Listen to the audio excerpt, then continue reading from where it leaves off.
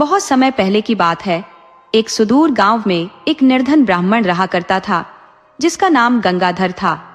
वह सब्जियों का बहुत बड़ा भक्त था, लेकिन आर्थिक स्थिति काफी दयनीय थी। ब्राह्मण के पास पुरोहित का कार्य करने के अलावा कोई अन्य आय का स्रोत नहीं था, और उसी से वह किसी तरह से अपना जीवनयापन कर रहा था। हालांकि उसकी पत्नी इससे संतुष्ट नहीं थी। वह बार बार उसे उलाहना देती और कहती कि बाहर जाओ और कुछ काम धंधा करके धन अर्जित करो। आखिर परिवार का पालन पोषण कैसे होगा? केवल पंडिताई के भरोसे घर कैसे चलेगा?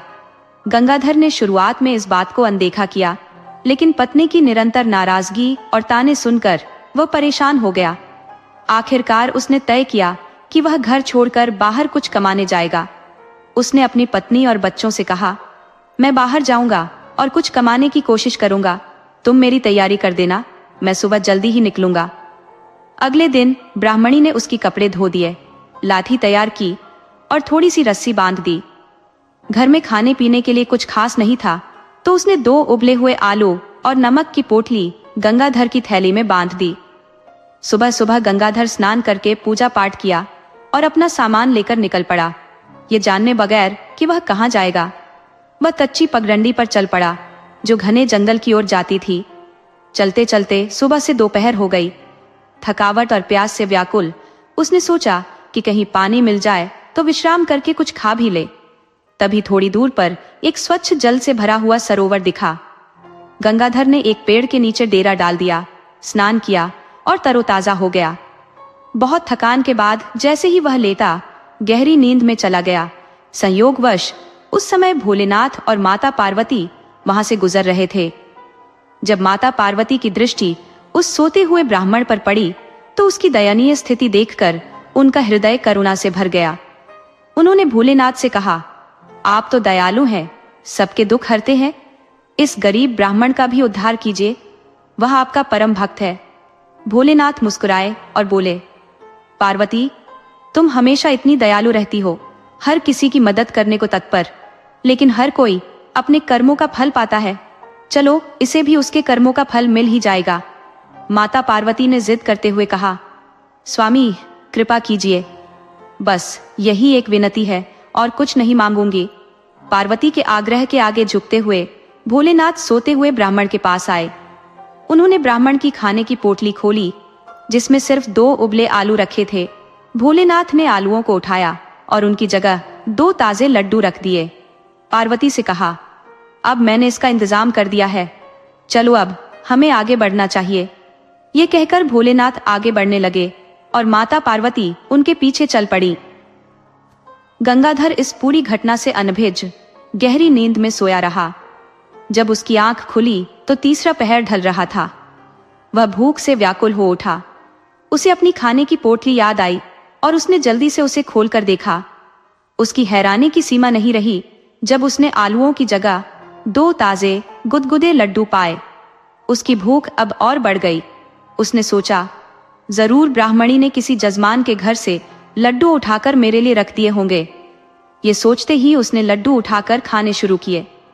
एक एक करके लड्डू उसने बड़े आनंद से खाए, लेकिन उसकी हैरानी तब और बढ़ गई जब हर बार 2 लड्डू खाने के बाद पोटली में 2 और लड्डू प्रकट हो जाते।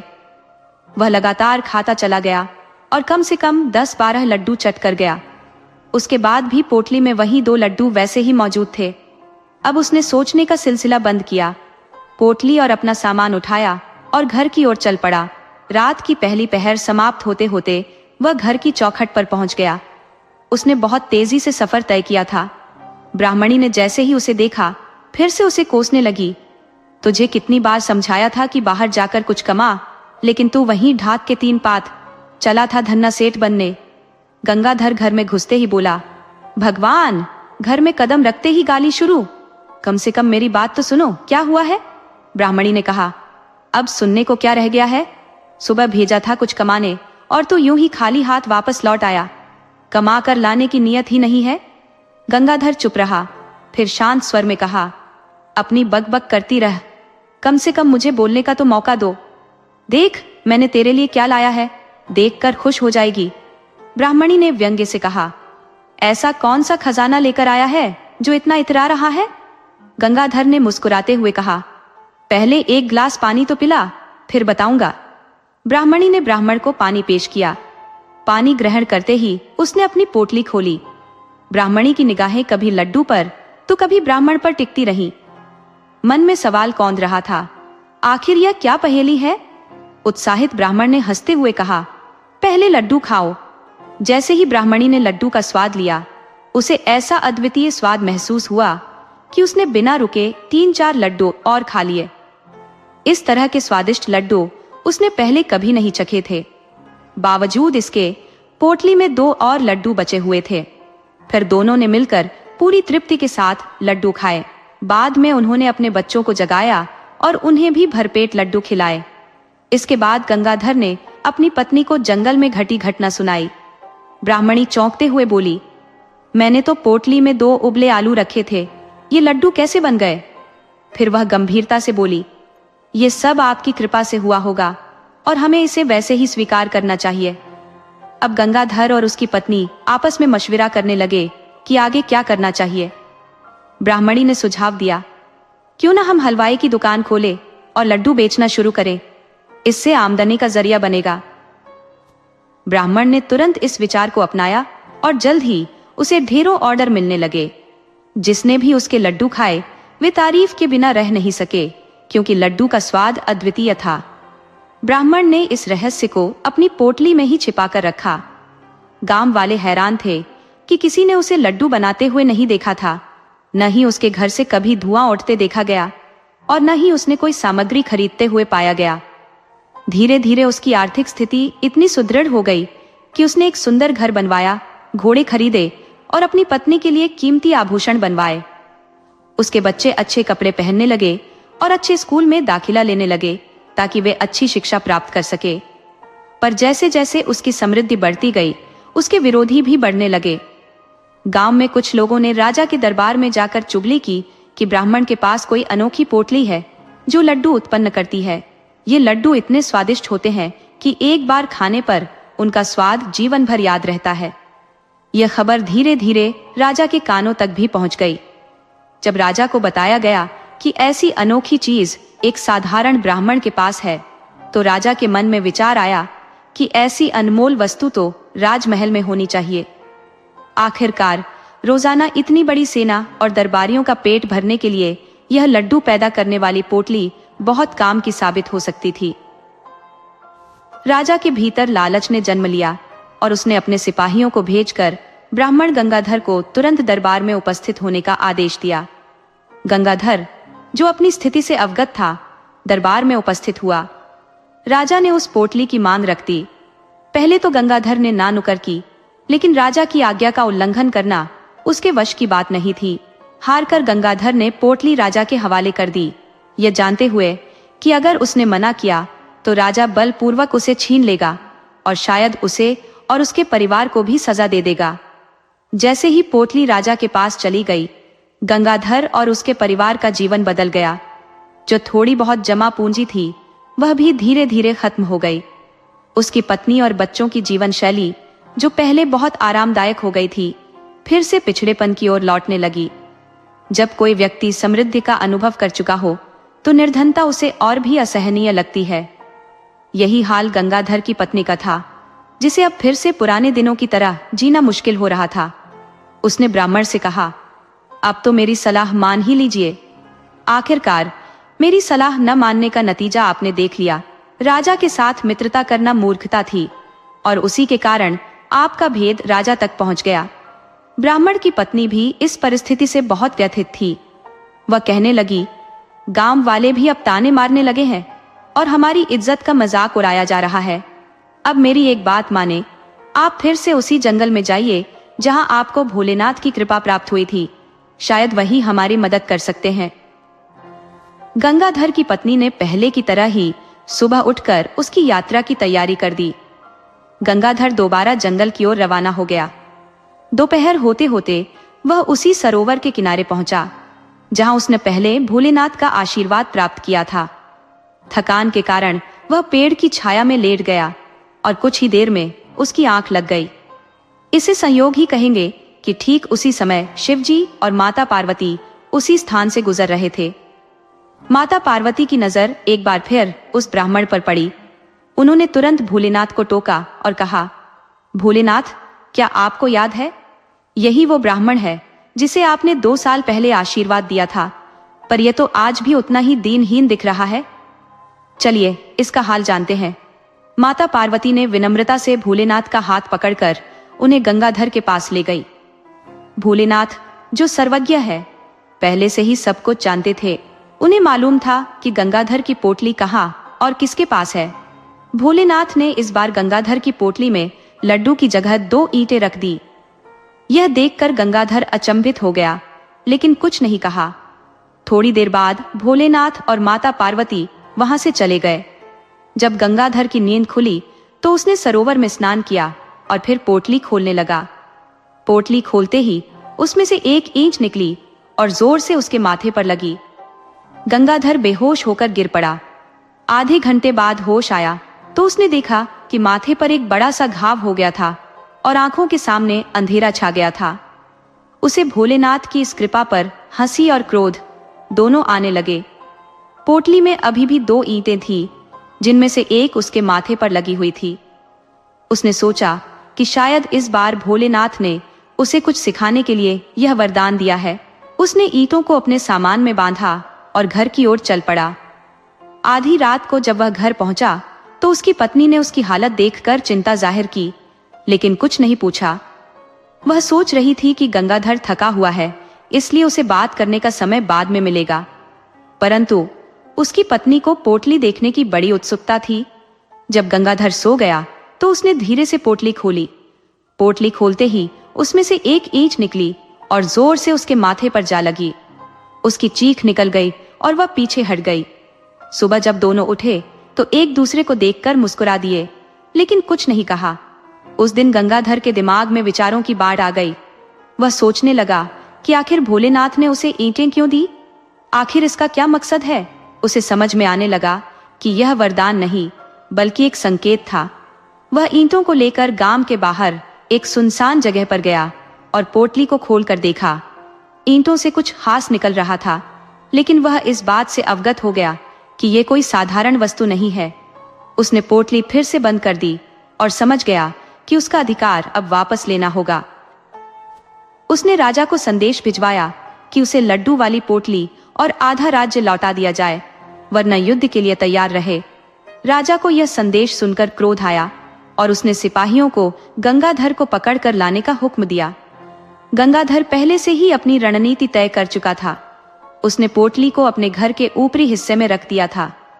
पहले तो उसने सिपाहियों को समझाने की कोशिश की, उन्हें वापस लौटने की सलाह दी, लेकिन जब उन्होंने उसकी बात अनसुनी कर दी और धमकाने लगे, तब गंगाधर ने पोटली खोल दी।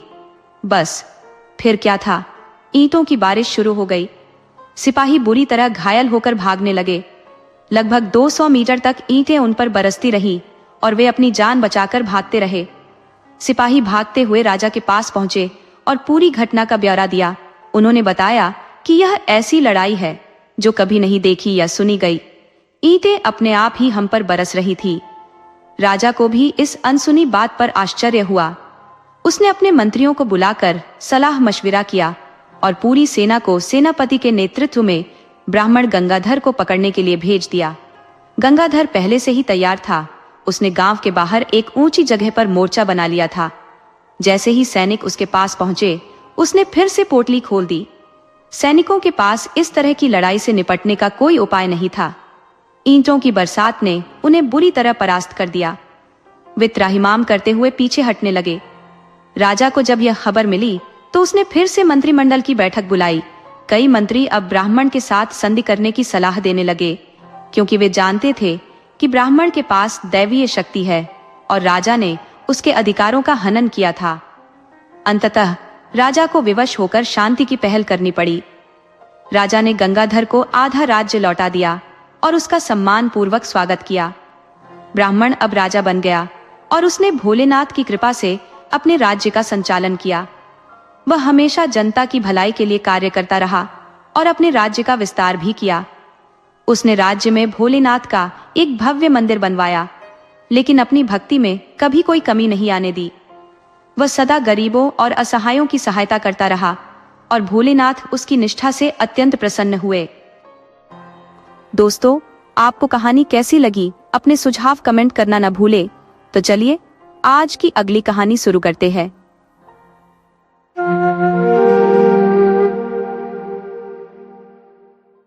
बहुत पहले की बात है। एक बहुत धनवान सेठ था। उसके घर में किसी चीज की कमी नहीं थी। उसका कारोबार बहुत सफलतापूर्वक चल रहा था। उसकी एक दुकान थी जो दिन दूनी रात चौगुनी तरक्की कर रही थी। सेठ के 3 पुत्र थे। सेठ ने उन्हें बेहतरीन शिक्षा दी, लेकिन जैसे जैसे समय बीतता गया, सेठ की उम्र भी बढ़ने लगी। सेठ को महसूस होने लगा कि उसका अंत समय निकट आ गया है। उसने अपने बेटों की चिंता करना शुरू कर दिया, क्योंकि हर माता पिता की तरह वह भी चिंतित था कि उसके बच्चे सक्षम होंगे या नहीं। सेठ ने अपने तीनों बेटों को अपने पास बुलाया और कहा, बेटा, मुझ में अब काम करने की शक्ति नहीं है। मैं चाहता हूं कि यह कारोबार तुम्हारे हवाले कर दूं, क्योंकि मेरा समय अब निकट है और मुझे प्रभु धाम के लिए प्रस्थान करना होगा। लेकिन इससे पहले मैं यह देखना चाहता हूं कि तुम में से कौन इसके योग्य है। जो भी मुझे सबसे अधिक योग्य लगेगा, उसे ही मैं अपना व्यापार सौंपूंगा। तीनों बेटों ने कहा, ठीक है पिताजी। सेठ ने उन्हें 100 रुपये दिए और कहा, इसमें मुनाफा कमाकर लाओ। जब तुम मुनाफा कमाकर लाओगे तो मुझे समझ आएगा कि तुम में कितनी बुद्धि है और व्यापार चलाने की क्षमता है। तीनों बेटे 100 रुपये लेकर नगर की ओर निकल पड़े। नगर पहुंचने पर उन्होंने वस्त्र खरीदे। 2 बड़े बेटे, जो अधिक चतुर थे, 100 रुपये के वस्त्र खरीदकर गांव में 200 रुपये में बेच आए और पिताजी को 200 रुपये सौंप दिए। लेकिन तीसरा बेटा, जो बहुत भूला था, 100 रुपये लेकर निकला और वस्त्र तो खरीदे, पर वह बहुत भूला था। वह पैदल ही गांव की ओर लौट रहा था। गर्मी का समय था और रास्ते में एक जंगल पड़ता था। जंगल में चलते चलते थक गया और एक पीपल के पेड़ के नीचे आराम करने बैठ गया। थोड़ी देर में उसने देखा कि हवा चल रही है। पीपल का पेड़ हिल रहा था। भोलेपन में उसे लगा कि पीपल को ठंड लग रही है। उसने जो वस्त्र खरीदा था वह पीपल के चारों तरफ लपेट दिया और बोला, पीपल भाई, मैंने तुम्हें यह वस्त्र उधार में दिया है। 1 महीने के बाद मैं अपने पैसे लेने आऊंगा। अब मैं घर जा रहा हूं। जब तीसरा बेटा सेठ के घर आया तो घर वालों ने पूछा, भैया, तुम कितना कमा कर लाए हो? उसने सारी बात बताई कि उसने अपना पैसा उधार में दे दिया है। पीपल को ठंड लग रही थी, इसलिए उसे कपड़ा उधार दिया। 1 महीने बाद मैं पीपल से पैसे लेने जाऊंगा। यह सुनकर घर वालों ने पहले तो उसका मजाक उड़ाया और फिर गुस्से से उसे भला बुरा कहने लगे। उसे बेवकूफ, नकारा और निकम्मा कहने लगे। पर सेठ को अपने तीसरे बेटे की चिंता थी। वह सोचता था, मेरा बेटा बहुत भूला है, इस संसार में कैसे अपना जीवन यापन करेगा। लेकिन वह उसके भोलेपन से खुश भी था कि उसके अंदर कोई छल कपट नहीं था। इसलिए सेठ उसकी परीक्षा ले रहा था। वह जानता था कि दोनों बड़े भाई चतुर हैं और किसी न किसी तरह मुनाफा कमा लेंगे। लेकिन उसका तीसरा बेटा अगर ऐसा ही रहा तो लोग उसे जीने नहीं देंगे। इसीलिए सेठ बार बार उसकी परीक्षा ले रहा था। अब धीरे धीरे महीना बीत गया। जब वह महीना बीत गया तो वह पीपल के वृक्ष के पास गया और बोला, हे पीपल, मैंने तुमसे 1 महीने की उधारी का वादा किया था, जो आज पूरा हो गया है। अब तुम मेरा हिसाब कर दो। ये सुनकर पीपल हिलने लगा। तभी उसने देखा कि वहां एक खड्डा दिखाई दिया। उसने उस खड्डे को थोड़ा और खोदना शुरू कर दिया और यह देखकर हैरान रह गया कि उसमें सोने की ईंटें छुपी थी। उसने 4 सोने की ईंटें वहां से निकाली और अपने घर वालों के पास जाकर कहा, देखो, पीपल ने मेरी उधारी चुका दी है। घर वाले यह देखकर बेहद खुश हुए और ईंटों को संभालकर अंदर रख दिया। सेठ ने सोचा कि इस बार तो इसके भाग्य ने साथ दे दिया है। ये कोई चमत्कार ही है जो इसे सोने की ईंटें मिल गईं, क्योंकि मेरा बेटा चोरी तो नहीं कर सकता। सेठ ने मन में सोचा, शायद पीपल देवता इसके भोलेपन से प्रभावित होकर प्रसन्न हो गए हैं, क्योंकि पीपल पर देवताओं का वास होता है। इस विचार के साथ सेठ ने सोचा कि एक और परीक्षा ली जाए। उसने फिर से तीनों बेटों को 100 रुपए दिए और कहा, जाओ और मुनाफा कमा कर लाओ। दोनों बड़े बेटे पिछली बार की तरह शहर गए और 100 रुपए का कपड़ा खरीदकर 200 रुपए में बेच दिया और 200 रुपए पिताजी को दे दिए। लेकिन तीसरा बेटा, जो बड़ा भोला था, रास्ते में जा रहा था। तभी उसने एक जोगी को देखा जिसके हाथ में एक सांप था। भोले ने जोगी से पूछा, ये तेरे पास क्या है भाई? जोगी ने कहा, भाई यह सांप है। भोले बेटे ने जोगी से कहा, ये 100 रुपये ले लो और मुझे यह सांप दे दो। जोगी को और क्या चाहिए था, उसने 100 रुपये में सांप बेच दिया। भोला सांप खरीदकर घर आ गया। घर पहुंचते ही जब परिवार वालों ने पूछा, क्या लाए हो, तो उसने सांप निकालकर दिखा दिया। अब तो घर के लोग सांप देखकर चिल्लाने लगे, डरने लगे और उसे भला बुरा कहने लगे। उसकी भाभियां और पड़ोसी भी उल्टा सीधा कहने लगे कि वह खुद तो मरेगा ही, हमें भी मरवाएगा। वे सब कहने लगे कि सांप किसी न किसी को डस लेगा। भोला बेचारा बहुत अपमानित हुआ। भोले की पत्नी, जो बड़ी दयालु और सीधी सादी थी, ने कहा, स्वामी चलो अब गांव छोड़ देते हैं, क्योंकि यहाँ कोई भी आपको पसंद नहीं करता। भोले को अपनी पत्नी की बात सही लगी और वह सांप, गाय और बछड़ा लेकर चल दिया। साथ में वह थोड़ा बहुत दहेज का सामान भी ले आया। वे दोनों गांव से निकल पड़े। कुछ दूर चलने के बाद वे एक गांव पहुंचे जहां एक बूढ़ी विधवा महिला अकेले रहती थी। भोले ने उस महिला को अपना परिचय दिया और कहा, हम थक गए हैं, हमें यहाँ थोड़ी देर रुकने की अनुमति दे। बूढ़ी महिला ने उन्हें सहर्ष अपने घर में आश्रय दिया। उसने देखा कि उनके साथ एक गाय भी थी। उसी दिन से गाय के दूध में 250 ग्राम की वृद्धि हो गई। अब गाय 1.25 किलो दूध देने लगी। आधा किलो दूध भोला और उसकी पत्नी पीते और आधा किलो दूध सांप और बछड़ा पीते। जो 250 ग्राम दूध बचता वह महिला पीने लगी, क्योंकि उसकी अपनी गाय अब दूध नहीं दे रही थी। बूढ़ी महिला बोली, मेरा इस दुनिया में कोई नहीं है, इसलिए तुम्हें यहाँ से जाने की कोई जरूरत नहीं है, मेरे ही घर में रहो। भोला और उसकी पत्नी ने उसकी बात मान ली और उसके घर में रहने लगे। भोला को रहते रहते 12 महीने बीत गए। एक दिन सांप ने भोले से कहा, हे भोले, तूने मेरी बड़ी सेवा की है। आज 12 महीने हो गए हैं, अब तेरा कर्ज उतारने की बारी आ गई है। मैं तुझे तुम्हारे विश्वास का प्रतिफल देने के लिए तैयार हूँ। मुझे अब मेरे घर छोड़ दे। ये सुनकर भोला डरने लगा कि कहीं सांप उसे काट ना ले। भोला थोड़ा चिंतित था और कहने लगा, सांप भाई, अगर मैं तुम्हें तुम्हारे घर छोड़ने चला जाऊं तो तुम मुझे काटोगे तो नहीं? सांप ने बड़ी गंभीरता से वादा किया और बोला, मैं तुझे नहीं काटूंगा।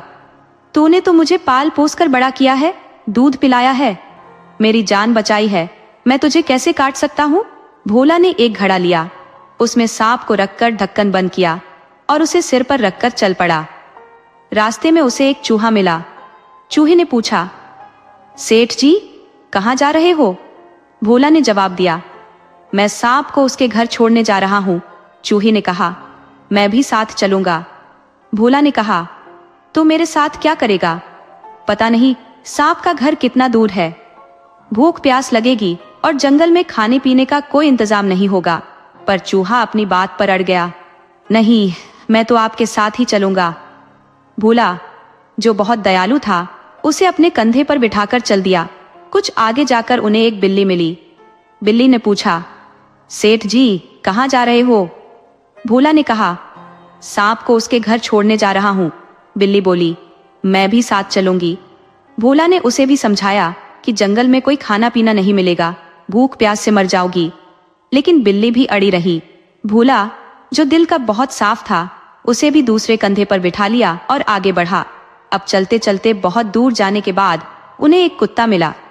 कुत्ता दौड़कर आया और कहने लगा, सेठ जी कहाँ जा रहे हो? भोला ने कहा, सांप को उसके घर छोड़ने जा रहा हूँ। कुत्ते ने कहा, सेठ जी मुझे भी अपने साथ ले चलो। भोला ने उसे भी बहुत समझाया कि जंगल में भटक जाओगे, लेकिन कुत्ता भी नहीं माना। अब सिर पर सांप का घड़ा, एक कंधे पर चूहा, दूसरे कंधे पर बिल्ली और पीछे पीछे कुत्ता, ये पूरा कारवां चलने लगा। आखिरकार जब भोला बहुत दूर निकल गया तो सांप ने कहा, सेठ जी आप इतने धीरे धीरे क्यों चल रहे हो? भोला ने कहा, यहाँ मिट्टी का बहुत बड़ा टीला है। सांप बोला, यही मेरा घर है, आप मुझे घड़े से बाहर निकाल दो, मैं यहाँ थोड़ी देर आराम करूंगा और फिर अपने घर के अंदर जाऊंगा।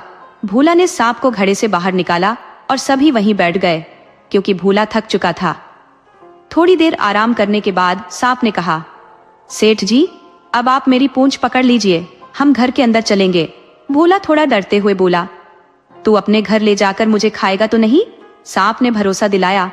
आपने मेरी सेवा की है 12 महीने, जोगी ने तो पता नहीं मेरे साथ क्या क्या किया होता। मैं आपको वचन देता हूँ, मैं आपको कोई नुकसान नहीं पहुंचाऊंगा। भोला ने आखिरकार सांप की पूंछ पकड़ी। सांप अपने बिल में घुसा और बिल बहुत बड़ा हो गया। आगे आगे सांप, पीछे पीछे भोला। बहुत दूर जाने के बाद सांप बोला, सेठ जी, अब बहुत सारे बिच्छू और सांप मिलेंगे, आप डरना मत। और जब हम अंत में पहुंचेंगे तो वहां एक गुंडा आदमी मिलेगा। वह आपसे कहेगा, मांग बच्चा, क्या मांगता है? आप उससे कहना, मुझे अंगूठी और गद्दा चाहिए। ये बहुत चमत्कारी है, इससे आप जो भी चीज मांगोगे वह मिल जाएगी। सांप ने सेठ जी को पहले ही समझा दिया। सेठ जी ने अपनी यात्रा जारी रखी जब तक वह और सांप एक झुर्रीदार चेहरे वाले बूढ़े व्यक्ति के पास नहीं पहुंचे, जो एक चारपाई पर आराम कर रहा था। सेठ जी अपनी सहज विनम्रता और पारंपरिक आदर्शों के साथ तुरंत हाथ जोड़कर उस बूढ़े व्यक्ति को प्रणाम किया। बूढ़ा व्यक्ति भी उनके नम्र स्वभाव से अत्यधिक प्रभावित हुआ और खुश होकर बोला, मान बच्चा, क्या मांगता है? सेठ जी ने थोड़ी संकोच के बाद कहा, अगर देना है तो कृपया मुझे एक जादुई अंगूठी और गद्दा दे दीजिए। बूढ़ा व्यक्ति थोड़ा हिचकिचाया, यह तो बड़ी कीमती चीजें हैं, कुछ और मांग लो। लेकिन सेठ जी ने अपनी मांग पर अटल रहते हुए कहा, मुझे तो सिर्फ गद्दा और अंगूठी ही चाहिए।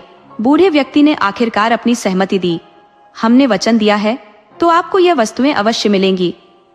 अब सेठ जी ने आराम से 4-5 दिन गुजारे, क्योंकि जादुई अंगूठी और गद्दा उनके पास थे। उन वस्तुओं की अद्भुत विशेषता ये थी कि जो भी चाहो वह हाजिर हो जाए। सेठ जी ने पकवानों की भरमार मंगा ली और वे बड़े मजे से खा रहे थे। एक एक दिन ऐसे ही गुजर गए। अचानक सेठ जी को अपने साथ चल रहे चूहे, बिल्ली और कुत्ते की याद आई। वे विचारमग्न हो गए और बोले, सांप भाई, मुझे बाहर जाने दो, मैं यहाँ आराम से पकवान खा रहा हूँ, जबकि बाहर मेरे साथी भूख से बेहाल होंगे। सांप को उनकी चिंता उचित लगी और उसने सेठ जी को अपने घर के बाहर छोड़ दिया। सेठ जी को देखते ही चूहा, बिल्ली और कुत्ता बोले, सेठ जी, आप कहाँ चले गए थे? हम तो भूख प्यास से अधमरे हो गए हैं। सेठ जी ने कहा, अब चिंता की कोई बात नहीं है, अब मैं आ गया हूँ। फिर सेठ जी ने अपनी जेब से जादुई अंगूठी और गद्दा निकाला और बोले, अगर सच्चाई है तो यहाँ एक खंभे पर महल बन जाए और 5 पकवान और ठंडा जला जाए। ये कहते ही वहां एक खंभे पर शानदार महल खड़ा हो गया और पकवानों की थालियां सामने आ गई। सेठ जी, कुत्ता, बिल्ली और चूहे ने भरपेट भोजन किया और रात को उसी महल में आराम से सो गए।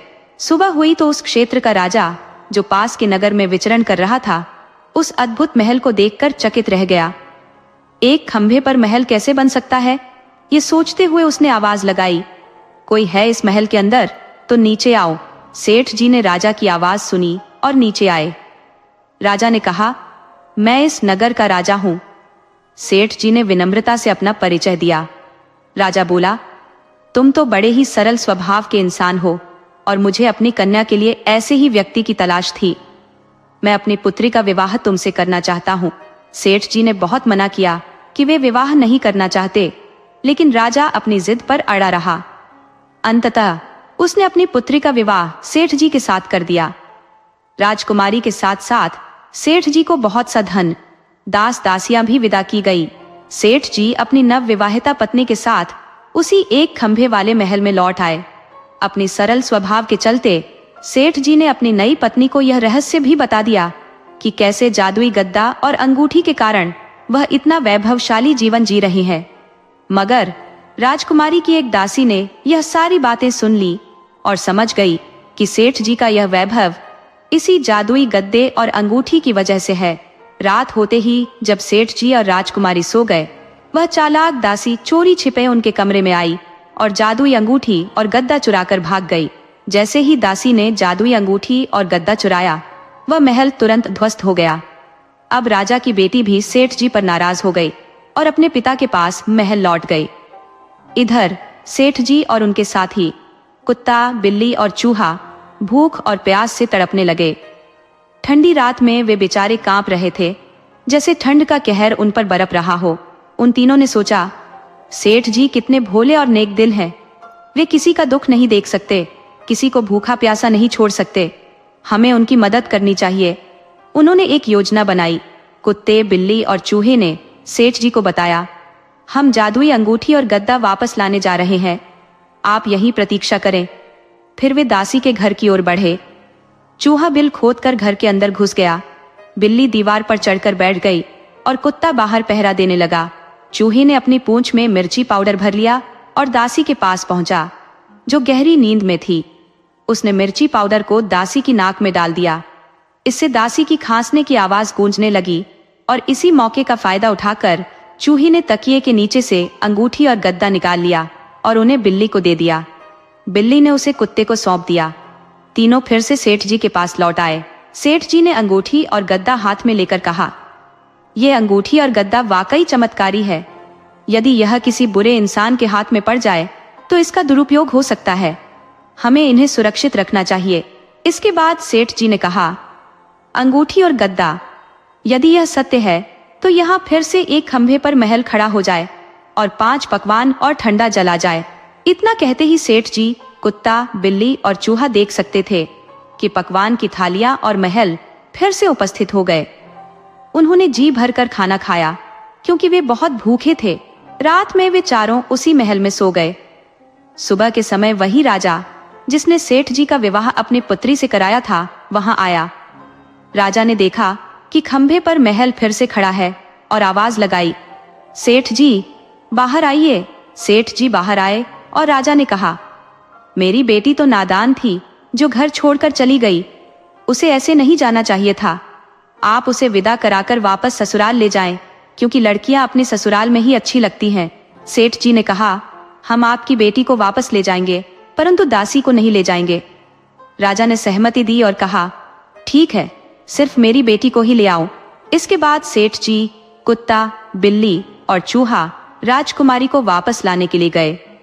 राजकुमारी के साथ साथ उन्होंने जादुई अंगूठी और गद्दा भी ले लिया और सभी को वापस ले आए। अब सेठ जी और उनकी पत्नी एक बार फिर अपने घर की ओर लौटने लगे। रास्ते में कुत्ता, बिल्ली और चूहे के घर आते जाते थे। जब कुत्ते का घर आया वह वहां लौट गया। इसके बाद बिल्ली का घर आया तो वह भी अपने घर लौट गई। फिर चूहे का घर आया, वह भी वहीं लौट गया। वे तीनों सेठ जी को बहुत सारा धन देकर विदा हुए, क्योंकि सेठ जी उनके अच्छे मित्र थे और दिल के सच्चे इंसान थे। जब सेठ जी और राजकुमारी अपने घर लौटे तो सेठ जी ने अपने परिवार को जादुई अंगूठी और गद्दे की कहानी सुनाई और कहा कि इनका उपयोग सावधानी से करना चाहिए। रात होते होते वे सेठ जी और उनकी पत्नी उस महल में आराम से सो गए और सुबह जब वे उठे तो उनके चेहरे पर संतोष और सुख की मुस्कान थी, जो उन्हें इस यात्रा से प्राप्त हुई थी। हमारे घर के सामने कभी किसी का घर नहीं था और अचानक रातों रात ये महल खड़ा हो गया। ये कैसे हुआ? इसे देखकर कुमारिन बड़ी हैरान हुई। वो सोचने लगी, कौन हो सकता है इस महल में?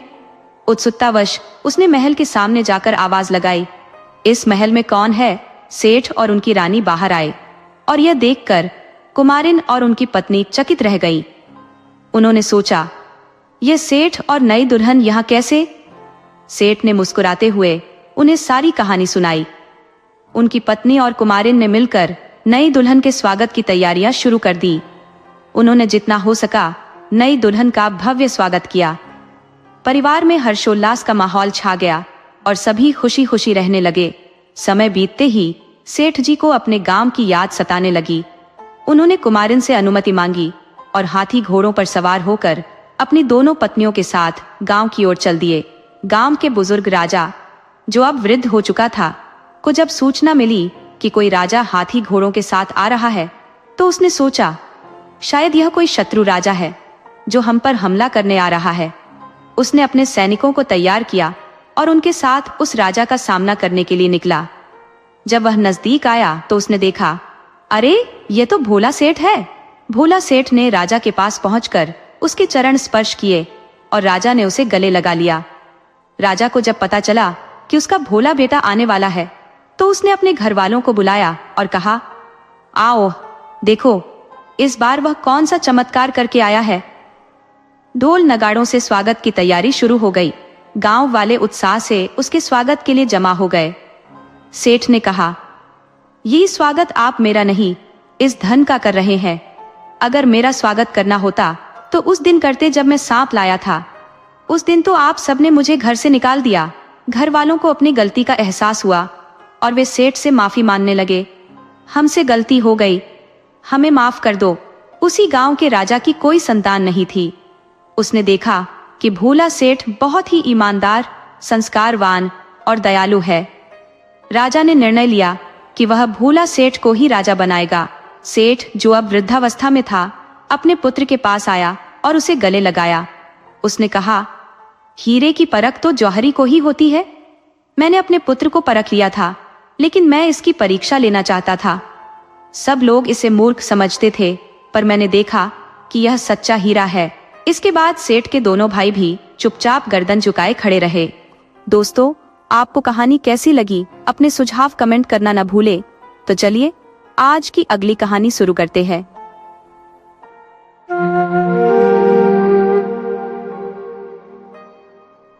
एक विस्तृत और घने जंगल में एक तोता और तोती ने अपना प्यारा घोंसला बसा रखा था। उनका प्रेम अत्यंत गहरा और अपरिवर्तनीय था। एक दूसरे के बिना उनकी एक पल भी गुजरती नहीं थी। जब कभी तोता घोंसले से बाहर उड़ने जाता तो तोती उसकी राह देखते हुए अनगिनत घंटों तक प्रतीक्षा करती रहती थी।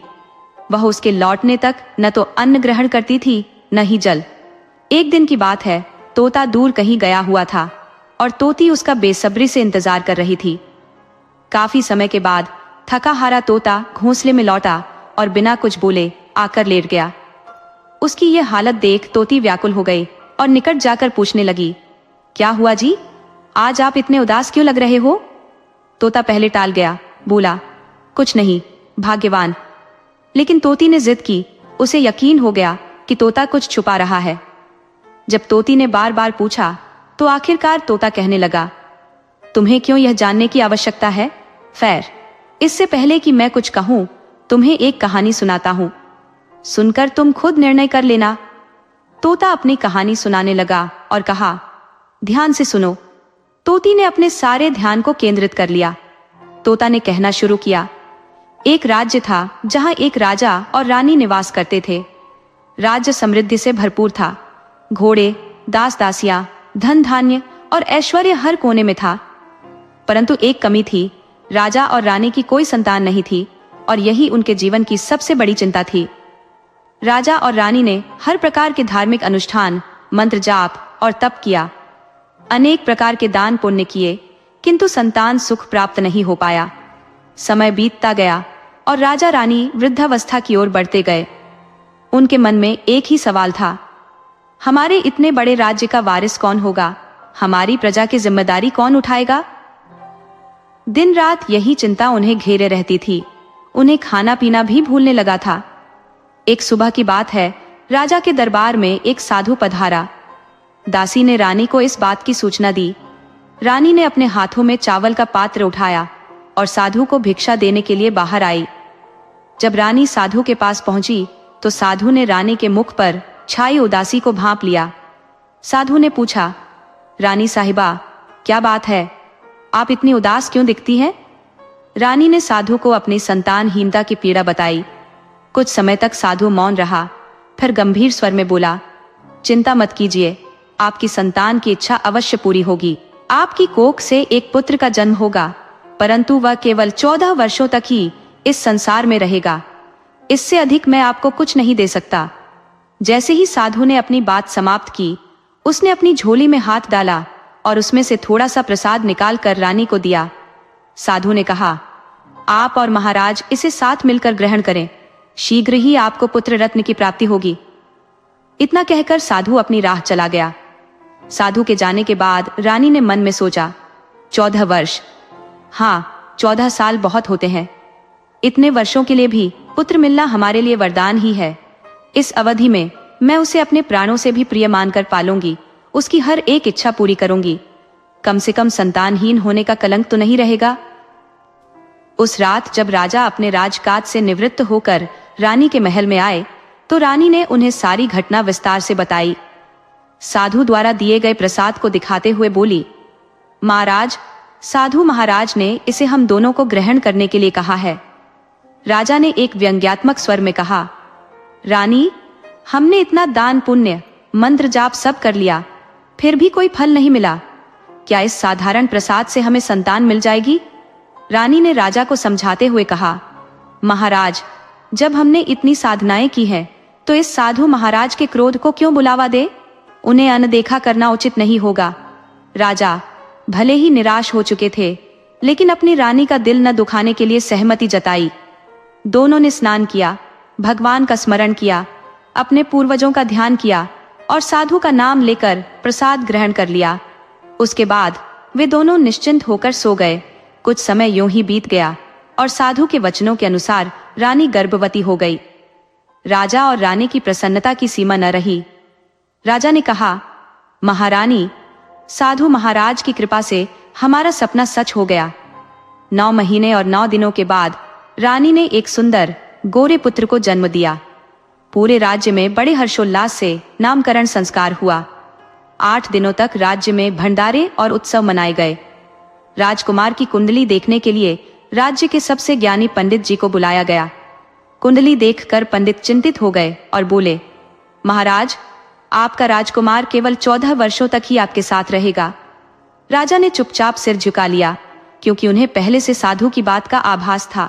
रानी ने भी साधु के वचनों को याद करते हुए चुप्पी साध ली। इसके बाद राजा और रानी ने अपने बेटे को बड़े लाड प्यार से पाला। उनके लिए यह 14 वर्ष भी एक अमूल्य वरदान थे और वे उसे हर प्रकार के सुख साधन प्रदान करते। राजकुमार धीरे धीरे बड़ा होता गया। जब वह 7 वर्ष का हुआ तो राजा ने एक योग्य गुरु की नियुक्ति की।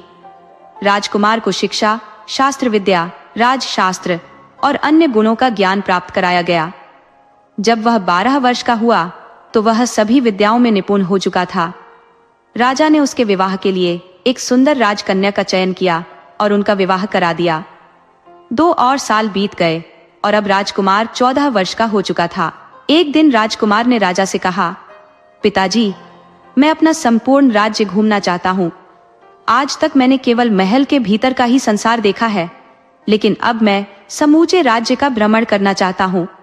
पुत्र के विचार सुनकर राजा के मन में चिंता की लहरें उठने लगी, क्योंकि राजकुमार का 14वां वर्ष आरंभ हो चुका था। अनहोनी की आशंका हर पल मन को सताने लगी, लेकिन राजा इस मनोभाव को राजकुमार से साझा नहीं कर सकता था। उसने चेहरे पर मुस्कान का आवरण चढ़ाया और बोला, हाँ राजकुमार, अवश्य जाओ। तुम्हें अपने पूरे राज्य का भ्रमण करना चाहिए। ये जानना आवश्यक है, क्योंकि एक दिन तुम्हें इस सिंहासन पर बैठना है। बस एक बात का ध्यान रखना, जो भी तुम देखो, जहां भी जाओ, ये अपनी पत्नी को मत बताना। राजकुमार ने कहा, ठीक है पिताजी, जैसा आपने कहा है मैं वैसा ही करूंगा। और फिर क्या हुआ? राजकुमार दिन भर अपनी पत्नी के साथ समय बिताता, आनंद लेता और रात को ठीक 12 बजे उठकर महल से बाहर चला जाता। पौ फटने से पहले वह पुनः महल में लौट आता और ऐसे कई दिनों तक यह सिलसिला चलता रहा। अब उसके 14वें वर्ष के समाप्त होने में कुछ ही दिन शेष थे। एक रात उसकी पत्नी छोटी रानी जाग जाती है। जब वह देखती है कि बिस्तर पर राजकुमार नहीं है, तो उसे खोजना शुरू करती है, परंतु महल के किसी भी कोने में वह दिखाई नहीं देता। रानी बेचैन हो जाती है, परंतु किसी से कुछ नहीं कहती। अगली रात फिर वैसा ही होता है। तीसरी रात, चौथी रात, ये क्रम लगातार चलता रहता है। छोटी रानी का मन चिंता से भर जाता है। उसका पति रात को कहाँ जाता है? क्या वह किसी से मिलने जाता है? उसके मन में अनेक सवाल उठने लगते हैं, लेकिन उसे पूछने का साहस नहीं होता। वह सोचती है कि यदि उसने सवाल किया तो कहीं उसका पति नाराज ना हो जाए। सास ससुर से पूछने की भी हिम्मत नहीं जुटा पाती, क्योंकि उसे अपने कुल की मर्यादा का ख्याल आता है। ऐसे में वह मन ही मन घुटने लगती है।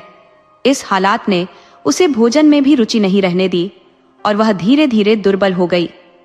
राज्य में एक बूढ़ी फूल बेचने वाली थी, जो रोज छोटी रानी को फूल बेचने महल में आती थी। एक दिन उस बूढ़ी माँ ने छोटी रानी की दुर्दशा देखी और पूछा, बेटी, तुझे किस बात का दुख है? तू इस तरह सूख कर कांटा क्यों बन रही है? रानी ने कहा, क्या बताऊं अम्मा, तुम्हारा राजकुमार हर रात बिस्तर से उठकर कहीं चला जाता है और भोर होने से पहले लौट आता है। मैं समझ नहीं पा रही कि वह कहाँ जाता है। क्या वह किसी प्रेमिका से मिलने जाता है? इसी सोच सोचकर मैं अन्न जल ग्रहण नहीं कर पा रही हूँ और इस तरह सूख गई हूँ। बूढ़ी माँ ने सब बातें सुनी और एक उपाय सुझाया। बेटी, आज रात सोना मत। उसके पीछे पीछे जाना और देखना कि वह कहाँ जाता है, क्या करता है।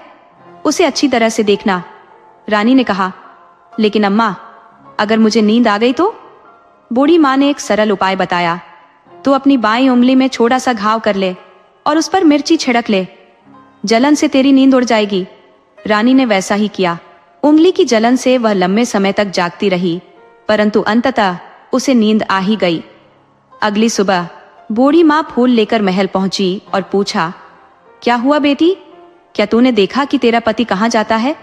रानी कहती है, नहीं अम्मा, पहले कुछ देर तो उस जलन की वजह से मेरी आंखें खुली रही, पर बाद में मैं फिर से सो गई। बुढ़िया माई कहती है, कोई चिंता मत कर बेटी, आज तुम पहले से बड़ा जख्म करना और उस पर और ज्यादा मिर्च लगाना। रानी वैसा ही करती है, परंतु जब पति बिस्तर से उठकर बाहर निकलने को तैयार होता है, तब तक उसकी आंखें फिर से मूंद जाती है।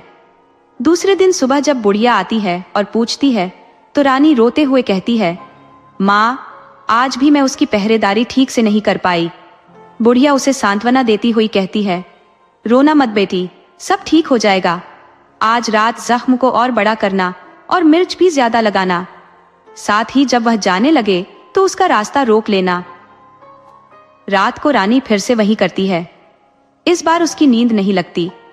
जैसे ही रात के 12 बजे राजकुमार उठकर महल से बाहर जाने को तैयार होता है, रानी दौड़कर उसका रास्ता रोकती है और पूछती है, आप कहाँ जा रहे हैं?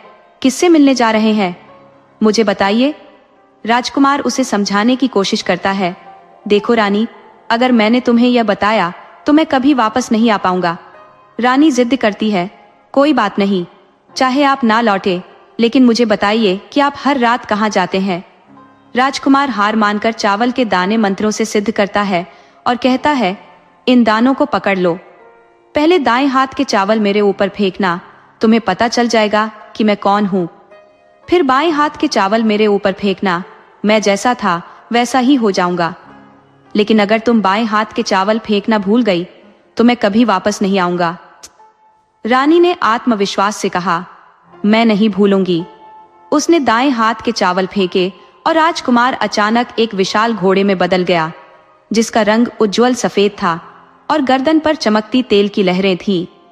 घोड़ा तेजी से दौड़ने लगा। रानी उस अद्भुत घोड़े को देखकर स्तब्ध रह गई और बाएं हाथ के चावल फेंकने की बात भूल गई। वह घोड़ा महल से बाहर चला गया और अब कभी लौटकर नहीं आया। अब रानी को अपने भुलक्कड़पन का पछतावा हुआ। उसने अपने आप को खूब कोसा, लेकिन अब कुछ नहीं हो सकता था। राजकुमार लौटने वाला नहीं था। सुबह होते ही जब महाराज और महारानी को इस बात का पता चला तो वे भी बेहद दुखी हो गए। वे बिस्तर पर लेटकर राह देखने लगे कि एक न एक दिन उनका पुत्र अवश्य लौटेगा। समय बीतता गया। 1 महीना, फिर 2, फिर 3 और इस तरह 6 महीने बीत गए, लेकिन राजकुमार का कोई सुराग नहीं मिला। प्रधान हर गांव में सिपाही भेजता रहा, लेकिन कोई सफलता हाथ नहीं लगी। उधर रानी अपने दिल में यह सोचकर खुद को दोषी मानती रही कि उसकी गलती के कारण उसका पति चला गया। उसने ठान लिया कि वह किसी भी कीमत पर अपने पति को ढूंढेगी और उसे वापस ले आएगी। एक दिन सुबह रानी उठकर सास ससुर के महल में जाती है और कहती है, मैं अपने पति की तलाश में जा रही हूँ।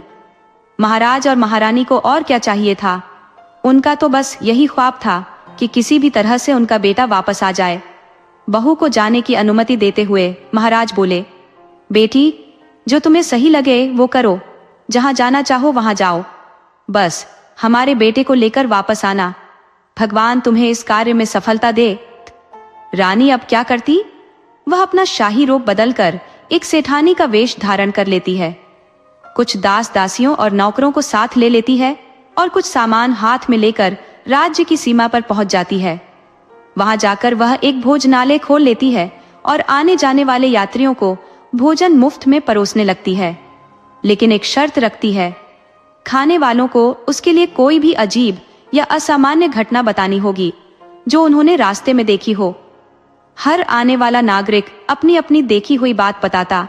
मैंने यह देखा, मैंने वह देखा, और मुफ्त में भोजन कर चला जाता। लेकिन रानी को जिस खबर की तलाश थी वह अब तक नहीं मिली थी। कई दिन इसी तरह बीत गए। उधर महल में फूल लाने वाली एक बुढ़िया थी। उसका एक बेटा और बहू थे जो सुबह काम के लिए निकल जाते थे, और उनका छोटा बेटा यानी बुढ़िया का पोता उसके पास रहता था। बुढ़िया दिन भर पोते की देखभाल करती थी। एक दिन पान खाने की आदत से मजबूर बुढ़िया पान लगाने के लिए चूना तैयार करने का सोचती है। चूने के लिए उसे सीपियां चाहिए थी, जिन्हें भूनने के लिए गोबर के कंडे चाहिए थे। बुढ़िया बांस की टोकरी लेकर चरवाहों के मैदान में कंडे इकट्ठा करने चली जाती है। कंडे जमा करते करते उसे अंधेरा हो जाता है। शाम को जब बेटा और बहू घर लौटते हैं तो देखते हैं कि बच्चा अकेला बैठा रो रहा है। दोनों गुस्से से तमतमा जाते हैं। इतने में बुढ़िया भी घर आ जाती है। बेटा गुस्से में पूछता है, माँ, तुम पोते को अकेला छोड़कर कहाँ चली गई थी? बुढ़िया बताती है, मैं गोबर के कंडे इकट्ठा करने गई थी। बेटा गुस्से में कहता है, अगर फिर से तुम बच्चे को अकेला छोड़कर कहीं गई तो मैं तुम्हें बहुत मारूंगा। बुढ़िया गिड़गिड़ाती है, नहीं बेटा, अब ऐसा कभी नहीं करूंगी। लेकिन दूसरे ही दिन वह फिर से भूल जाती है और कंडे इकट्ठा करने मैदान में चली जाती है। शाम को जब बेटा और बहू वापस लौटते हैं तो देखते हैं कि बच्चा फिर से घर पर अकेला रो रहा है। अब बेटे की सहन शक्ति जवाब दे जाती है और वह अपनी माँ को घर से बाहर निकाल देता है। रात भर बुढ़िया अंधेरे में घर के बाहर बैठी रहती है। सुबह होते ही वह फिर से हाथ में टोकरी लेकर कंडे इकट्ठा करने निकल जाती है। अब उसकी मानसिक अवस्था बिगड़ने लगती है। वह पूरी तरह से कंडे इकट्ठा करने की धुन में पागल हो जाती है।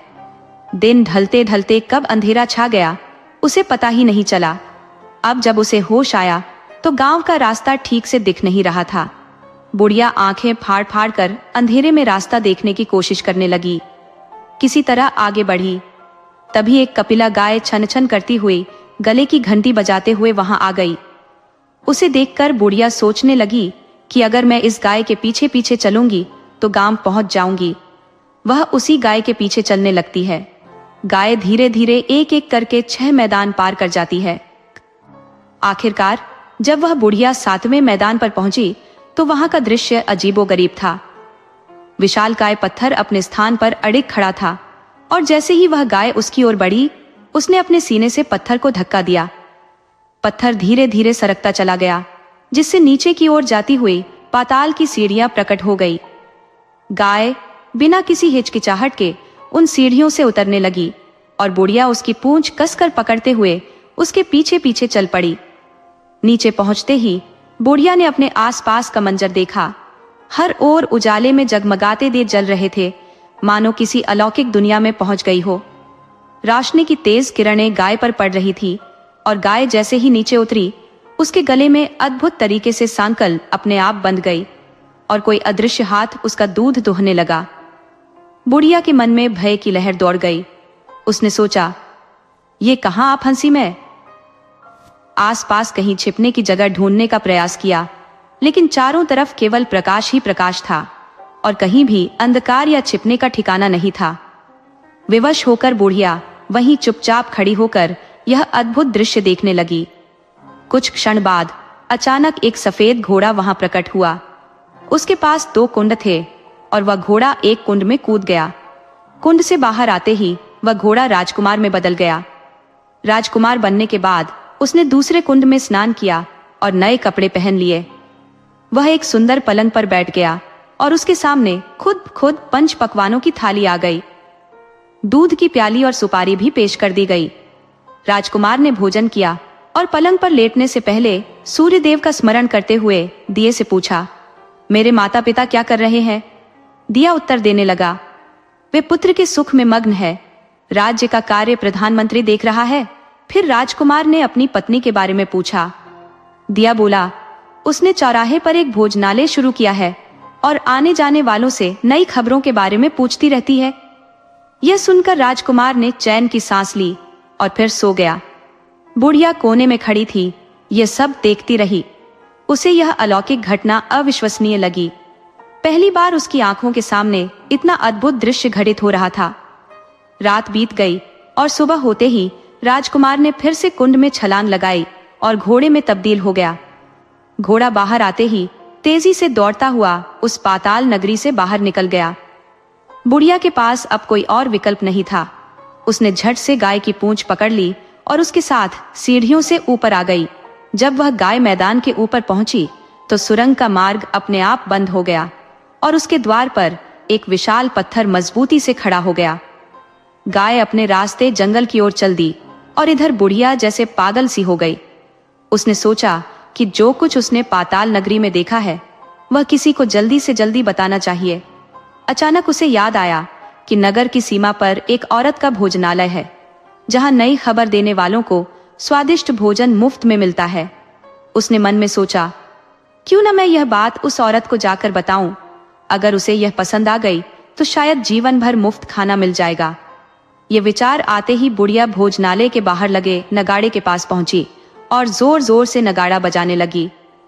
नगाड़े की आवाज सुनकर भोजनालय की मालकिन, जिसे सब छोटी रानी कहते थे, मन ही मन प्रसन्न हो गई। उसने सोचा कि कोई बड़ी खबर लेकर आया होगा। रानी ने सिपाहियों को आदेश दिया, जाओ और जो कोई भी आया है उसकी अच्छी खातिरदारी करो। आदेश मिलते ही सिपाही तेजी से नीचे आए और देखा कि बुढ़िया नगाड़ा बजा रही थी। उन्होंने पूछा, बुढ़िया क्या बात है, क्यों नगाड़ा बजा रही हो? बुढ़िया ने कहा, कुछ नहीं बेटा, यहाँ का खाना मिलता है ना, इसीलिए आई हूं। सिपाही ने कहा, लेकिन तुझे कोई नई खबर सुनानी होगी। बुढ़िया ने उत्तर दिया, हाँ हाँ बताऊंगी, मुझे एक खास बात मालूम है। सिपाही उसे अंदर ले गए और रानी के आदेशानुसार उसकी अच्छी खातिरदारी की। बुढ़िया को कई दिनों की भूख थी, इसलिए उसने परोसे गए पकवानों पर तुरंत धावा बोल दिया। खाना खत्म होते ही उसे एक नई साड़ी पहनने को दी गई। फिर उसे रानी के सामने ले जाया गया। रानी ने उसे तुरंत पहचान लिया और बुढ़िया ने भी रानी को पहचानते हुए कहा, बेटी तुम? रानी ने मुस्कुराते हुए कहा, अम्मा तुम? दोनों ने देर तक बात की। फिर रानी ने बुढ़िया से पूछा, अब बताओ तुमने कौन सी नई बात देखी है? बुढ़िया हिचकिचाते हुए बोली, मैंने कुछ खास नहीं देखा। दरअसल मेरे पास खाने के पैसे नहीं थे, इसलिए मैंने झूठ बोला और नगाड़ा बजा दिया। रानी ने कहा, अम्मा घबराओ मत, मैं तुम्हारा नाम किसी को नहीं बताऊंगी।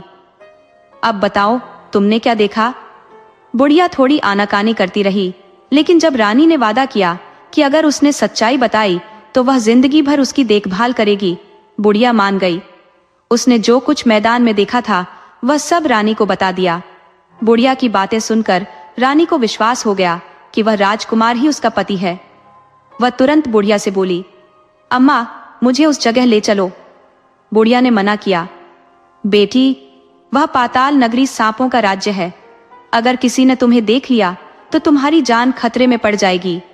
लेकिन रानी उसकी एक न सुनी और उसे उस जगह ले जाने की जिद करने लगी। आखिरकार बुढ़िया ने हार मान ली और कहा, ठीक है मैं तुम्हें वहां ले चलूंगी, लेकिन आज नहीं, कल शाम को जाना होगा। अगले दिन दोपहर होते ही रानी बुढ़िया के साथ उस मैदान पर आ गई और एक सुरक्षित जगह छिपकर गाय के आने का इंतजार करने लगी। दिन ढलते ही अंधेरा छाने लगा। गाय हमेशा की तरह वहां आकर खड़ी हुई और उस पत्थर पर अपना सींग मारा, जिससे पत्थर हटते ही अदृश्य मार्ग प्रकट हो गया। जैसे ही गाय अंदर गई, बुढ़िया ने रानी से फुसफुसाते हुए कहा, बिटिया जल्दी करो, हम गाय की पूंछ पकड़कर नीचे जाएंगे। दोनों ने तेजी से गाय की पूंछ पकड़ ली और सुरंग से नीचे उतर गई। फिर वे उसी कोने में जा छिपी जहां पहले बुढ़िया छिपी थी। अब नीचे वह दृश्य पुनः अपने आप घटित होने लगा। गाय के गले में फिर से घुंघरू बंध गए और एक अदृश्य शक्ति से उसका दूध निकालने का सिलसिला शुरू हो गया। तभी एक सफेद रंग का शानदार घोड़ा आया और कुंड में छलांग लगाई। जैसे ही वह घोड़ा पानी में समाया, राजकुमार के रूप में पुनः प्रकट हुआ। वह पास के कुंड में स्नान करने लगा। इसके पश्चात खाने की थाली, दूध का प्याला और पान का भीरा स्वयं ही प्रकट हो गए। राजकुमार ने सब ग्रहण किया और सूर्य देवता का ध्यान करके अपने पलंग पर सोने चला गया। लेकिन जैसे ही वह सोने की तैयारी कर रहा था, रानी का धैर्य टूट चुका था। वह राजकुमार के पास भागी और उसके पैरों को पकड़ने के लिए झुकी, परंतु राजकुमार तुरंत पीछे हटते हुए चिल्लाया, मुझे मत छुओ, सर्वनाश हो जाएगा। रानी हाथ जोड़कर अपनी भूल स्वीकारने लगी। स्वामी, मुझसे भूल हो गई।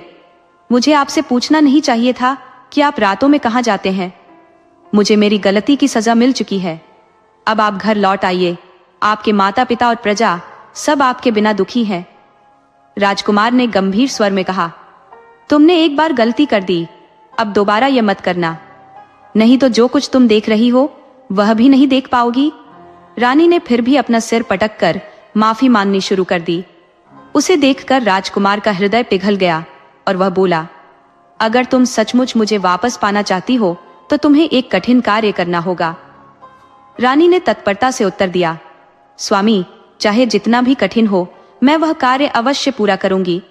राजकुमार ने समझाते हुए कहा, जैसे ही तुम इस पाताल से ऊपर जाओगी, तुम्हारे सामने एक घना जंगल आएगा। 6 ऐसे जंगलों को पार करके 7वां जंगल मिलेगा, जो सबसे दुर्गम है। उस जंगल के बीचों बीच एक पीपल का पेड़ है। पेड़ के चारों ओर कांटों, जटाओं और पत्तों का घेरा है। वहां शेर, भालू और सांप जैसे खतरनाक जीव निवास करते हैं। तुम्हें उस जगह को साफ करना होगा, गोबर से लिपाई करनी होगी और रंगोली सजानी होगी। फिर वहां धूप, कपूर और अगरबत्ती जलाकर पेड़ की पूजा करनी होगी। इसके बाद सूर्य भगवान को चावल और दूध का भोग चढ़ाना होगा और यह सब काम तुम्हें ठीक 12 बजे से पहले करना होगा। 12 बजते ही सूर्य देवता का रथ वहां उतरेगा और वे पूछेंगे कि किसने यह कार्य किया है। तब तुम सामने जाकर उनके रथ का दाहिना घोड़ा मांग लेना, तब मैं तुम्हें मिल जाऊंगा। इतना कहकर राजकुमार पलंग पर सो गया और रानी सुबह के उजाले का इंतजार करने लगी। फिर गाय की पूंछ पकड़कर वह बुढ़िया के साथ ऊपर आ गई। जैसे ही वे ऊपर आईं, रानी ने बुढ़िया से कहा, अम्मा, अब मैं अकेले आगे जाऊंगी, तुम भोजनालय लौट जाओ। वन के घने अरण्य में प्रवेश कर रानी ने राजकुमार द्वारा निर्दिष्ट स्थल को खोजा। स्वयं अपनी आरी से वह स्थल संजीव कर दिया। तत्पश्चात राजकुमार की यथावत आज्ञा का पालन करते हुए उस स्थान की सज्जा और श्रृंगार संपन्न कर वह अपने गृह वापस लौटी। अगले प्रभात सूर्योदय से पूर्व ही उठकर पुनः वनगमन किया और उस विशिष्ट स्थल पर गुलाब जल तथा इत्र से सुवासित कर दिया। धूप और अगरबत्तियों से उस स्थान का शुद्धिकरण कर सारा पूजन सामग्री सुसज्जित कर दी। तब वह आदित्य देव के स्मरण में ध्यानस्थ हो गई। जैसे ही अर्धवेला का समय आया, यथावत 12 बजे सूर्यदेव का रथ पीपल वृक्ष के समीप आ ठहर गया। सूर्यदेव ने जब नीचे की ओर दृष्टिपात किया तो वातावरण की दिव्य सुगंध और शुद्धता से अभिभूत हो उठे। उन्होंने कहा, जिसने यह अलौकिक कार्य किया है वह समक्ष आए, मैं उसे वरदान स्वरूप कुछ भी प्रदान करूंगा। रानी ने इस पावन वाणी को सुनते ही शीघ्रता से सूर्यदेव के समक्ष उपस्थित होकर साष्टांग प्रणाम किया। बोली, भगवान, यह सब मेरे ही प्रयास का परिणाम है। सूर्यदेव ने मुस्कुराते हुए कहा, अच्छा, तो अब तुम जो मांगोगी वह तुम्हें दिया जाएगा। रानी ने निवेदन किया, भगवान, मुझे आपके रथ का दाहिना अश्व चाहिए। यह सुनकर सूर्यदेव गंभीर हुए और बोले, यह अश्व तुम्हें नहीं दे सकता। मेरे रथ के 12 घोड़े हैं, इनमें से कोई भी मान सकती हो, परंतु दाहिना अश्व नहीं।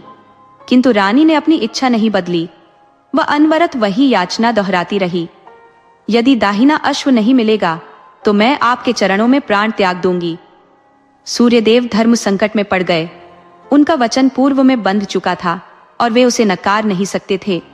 अंततः सूर्यदेव ने रानी को दाहिना घोड़ा दे दिया, परंतु कहा, यह अश्व तुम्हें यहाँ नहीं मिलेगा, उसे पाने हेतु तुम्हें पाताल जाना होगा। रानी ने कहा, भगवान, मैं उसे प्राप्त करने के लिए कहीं भी जाने को तत्पर हूँ। वचन देकर सूर्यदेव अपने मार्ग पर अग्रसर हो गए। उधर रानी अपने पति को लाने की तैयारियों में जुट गई। रानी वृद्धा को साथ लेकर वन से गुजरी और सायं ढलते ही मैदान में पहुंच गई। वहां एक गाय आकर अपने सींगों से सुरंग के द्वार का पत्थर हटा देती है। रानी और वृद्धा ने गाय की पूंछ पकड़ी और पाताल लोक में उतर गई। वहां की घटनाएं पूर्ववत घटित होने लगी। घोड़े का कुंड में स्नान कर राजकुमार का रूप धारण करना, पलंग पर बैठना, भोजन का आना और पान बीरा का आगमन। परंतु आज एक विशेष अंतर था।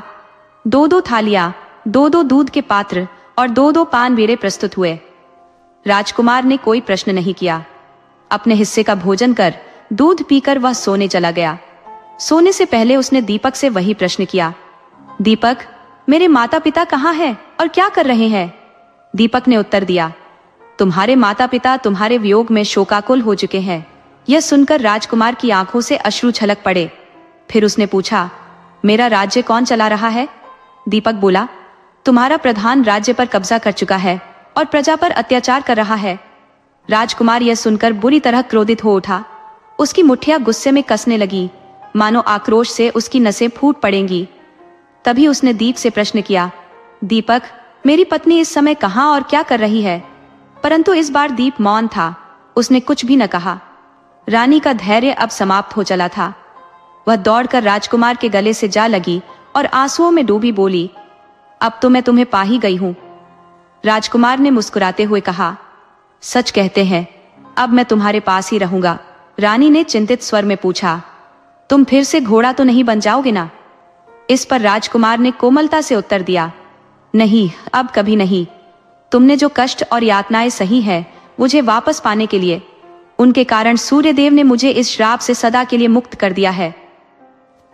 यह कहते हुए राजकुमार ने रानी को स्नेहपूर्वक अपने आलिंगन में ले लिया, उसके आंसू पोंछे और उसके थरथराते होठों पर सुकून का स्पर्श दिया।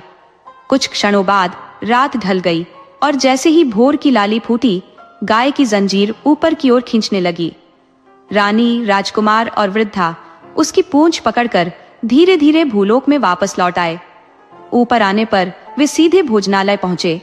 वहां जो भी सामग्री थी उसे लोगों में बांट दिया और भोजनालय पर ताला लगाकर वे अपने राज्य की ओर चल पड़े। राजकुमार के वापस लौटने की खबर तेजी से फैली। उसका रौबदार व्यक्तित्व देख प्रधान कांपने लगा। राजकुमार ने उसे तुरंत बंदी बनाकर कारागार में डाल दिया और राज्य का नियंत्रण अपने हाथों में ले लिया। फिर वह अपने माता पिता से मिलने महल गया। जब वह वहां पहुंचा तो देखा कि उसके माता पिता उसकी अनुपस्थिति के शोक में सूख कर मानो परछाई बन गए थे। राजकुमार को देखकर उनकी आंखों से अश्रु धाराएं फूट पड़ी। दोनों ने उसे अपने गले से लगाया और प्रेम पूर्वक सहलाया। कुछ ही समय बाद उनके स्वास्थ्य में आश्चर्यजनक सुधार होने लगा। वे धीरे धीरे उठ बैठे और अपने पुत्र को आशीर्वाद दिया। राज्य में यह समाचार आग की तरह फैल गया और प्रजा खुशी से झूम उठी। राजमहल के समक्ष हजारों की भीड़ उमड़ पड़ी। राजकुमार ने उन्हें दर्शन दिए और वचन दिया, आज से तुम्हारे जीवन में कोई कष्ट नहीं आएगा, मैं इसका प्रण करता हूँ। राजा ने अपने पुत्र का राज्याभिषेक किया और उसे सिंहासन पर बैठाया। अपनी बहू को महारानी की उपाधि दी और फिर रानी के साथ भगवान की शरण में रम गए। अपने शेष दिन शांतिपूर्वक बिताते हुए राजकुमार अब महाराजा बनकर अपनी पत्नी के साथ राज्य का कुशलतापूर्वक संचालन करने लगा। उनके जीवन में अब सुख और शांति का वातावरण व्याप्त हो गया। उस वृद्धा को रानी ने अपने पास रखा और उसकी सेवा शुश्रूषा की। वृद्धा के अंतिम दिन भी अब प्रसन्नता और संतोष से बीतने लगे। दोस्तों, यदि आपको यह कहानी पसंद आई हो तो कृपया हमारे चैनल को सब्सक्राइब करें, इस वीडियो को लाइक करें और अपने सुझाव हमें कमेंट्स में जरूर बताएं। दोस्तों, आपको कहानी कैसी लगी अपने सुझाव कमेंट करना न भूलें। तो चलिए आज की अगली कहानी शुरू करते हैं।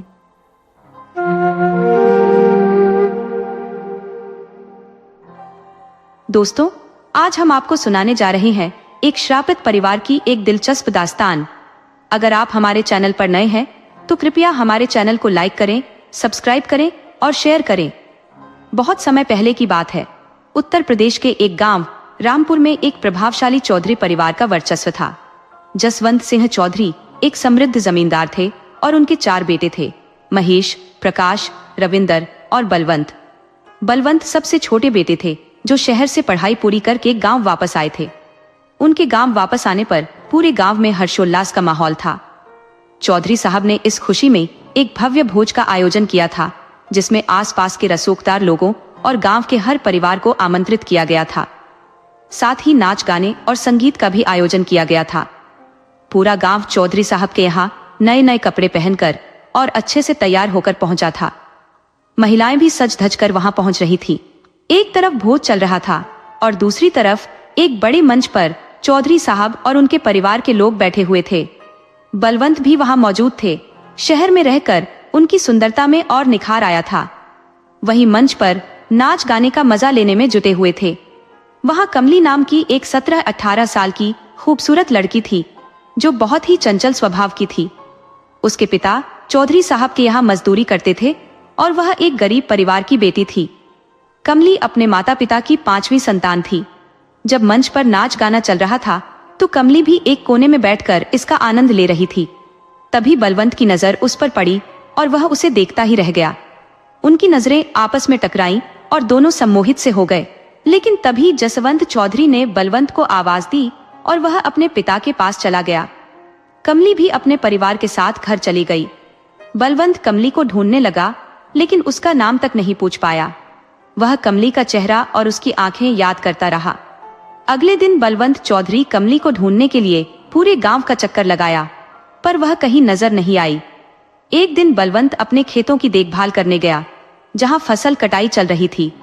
तभी उसकी नजर कमली पर पड़ी जो अपनी मां के साथ फसल काटने आई थी। बलवंत ने सभी मजदूरों से उनका हालचाल पूछा और कमली का नाम जानने के बाद उससे मिलने के बहाने खेतों में जाने लगा। कमली और बलवंत अब अक्सर मिलते और बातें करने लगे। एक दिन बलवंत ने कमली से कहा, तुम मुझे बहुत अच्छी लगती हो और मैं तुमसे प्यार करने लगा हूं। कमली ने जवाब दिया, मलिक आप बहुत अच्छे हैं लेकिन हमारा मेल कहाँ है। मैं एक गरीब घर की लड़की हूं और हमारी जाति भी अलग है। आपकी और मेरी कभी भी शादी नहीं हो सकती। बलवंत ने उसे दिलासा देते हुए कहा, मैं तुमसे शादी करूंगा, तुम्हारे बिना मैं नहीं रह सकता। कमली ने बलवंत से कहा कि वे दोनों पहाड़ी के ऊपर माता के मंदिर चलें, जहां कहते हैं कि मांगी गई मुराद पूरी होती है। वहां वे माता से अपने लिए प्रार्थना करेंगे और माता उनकी मुराद पूरी करेंगी। कमली और बलवंत ने मंदिर जाने का निश्चय किया, जहां वे अपनी प्रेम कहानी को नई दिशा देने की कोशिश करेंगे। अगले ही दिन बलवंत और कमली तड़के ही मंदिर की ओर निकल पड़े। वे संकरी पगडंडियों से होकर आगे बढ़ते रहे। मंदिर के रास्ते में एक निर्मल नदी आई जिसे उन्होंने दोनों किनारों से पार किया। फिर पहाड़ी की ऊंचाइयों को चढ़कर वे मंदिर तक पहुंचे, माता के दर्शन किए और एक दूसरे का साथ मांग लिया। मंदिर के पास ही एक कुटिया थी जहां एक साधु ध्यान मग्न बैठे थे। बलवंत और कमली ने उन्हें प्रणाम किया। साधु ने पूछा, तुम कौन हो बच्चों और यहाँ क्यों आए हो। बलवंत ने अपनी और कमली की पूरी कहानी साधु को सुना दी।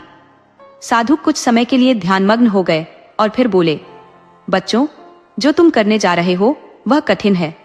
अगर तुम शादी कर भी लोग तो उसकी बहुत बड़ी कीमत चुकानी पड़ेगी। बलवंत ने प्रश्न किया, ऐसा क्यों बाबा। लेकिन साधु चुप रहे। बलवंत और कमली अपने घर वापस आ गए। उनके प्रेम का चर्चे गांव में आग की तरह फैल गए। कमली के पिता को जब यह बात पता चली तो उन्होंने कमली को बहुत मारा और कहा, तुमने क्या किया। अगर बड़े मालिक को पता चला तो वे हमें गांव से बाहर कर देंगे। हम कहां जाएंगे। हम तो उनके टुकड़ों पर पल रहे हैं। हे भगवान, अब क्या होगा। उधर जसवंत चौधरी को भी यह खबर लग गई थी। उन्होंने गुस्से में बलवंत को बुलाया और पूछा, बलवंत यह मैं क्या सुन रहा हूं। रामदीन हमारा नौकर, उसकी बेटी और तुम्हारा क्या संबंध है। बलवंत ने कहा, बाबूजी मुझे माफ करें। कमली एक बहुत ही अच्छी लड़की है और मैं उसे प्यार करता हूँ। हम दोनों शादी करना चाहते हैं। जसवंत चौधरी ने गुस्से में बलवंत को थप्पड़ मारते हुए कहा, क्या इसीलिए तुम्हें शहर भेजा था पढ़ने के लिए।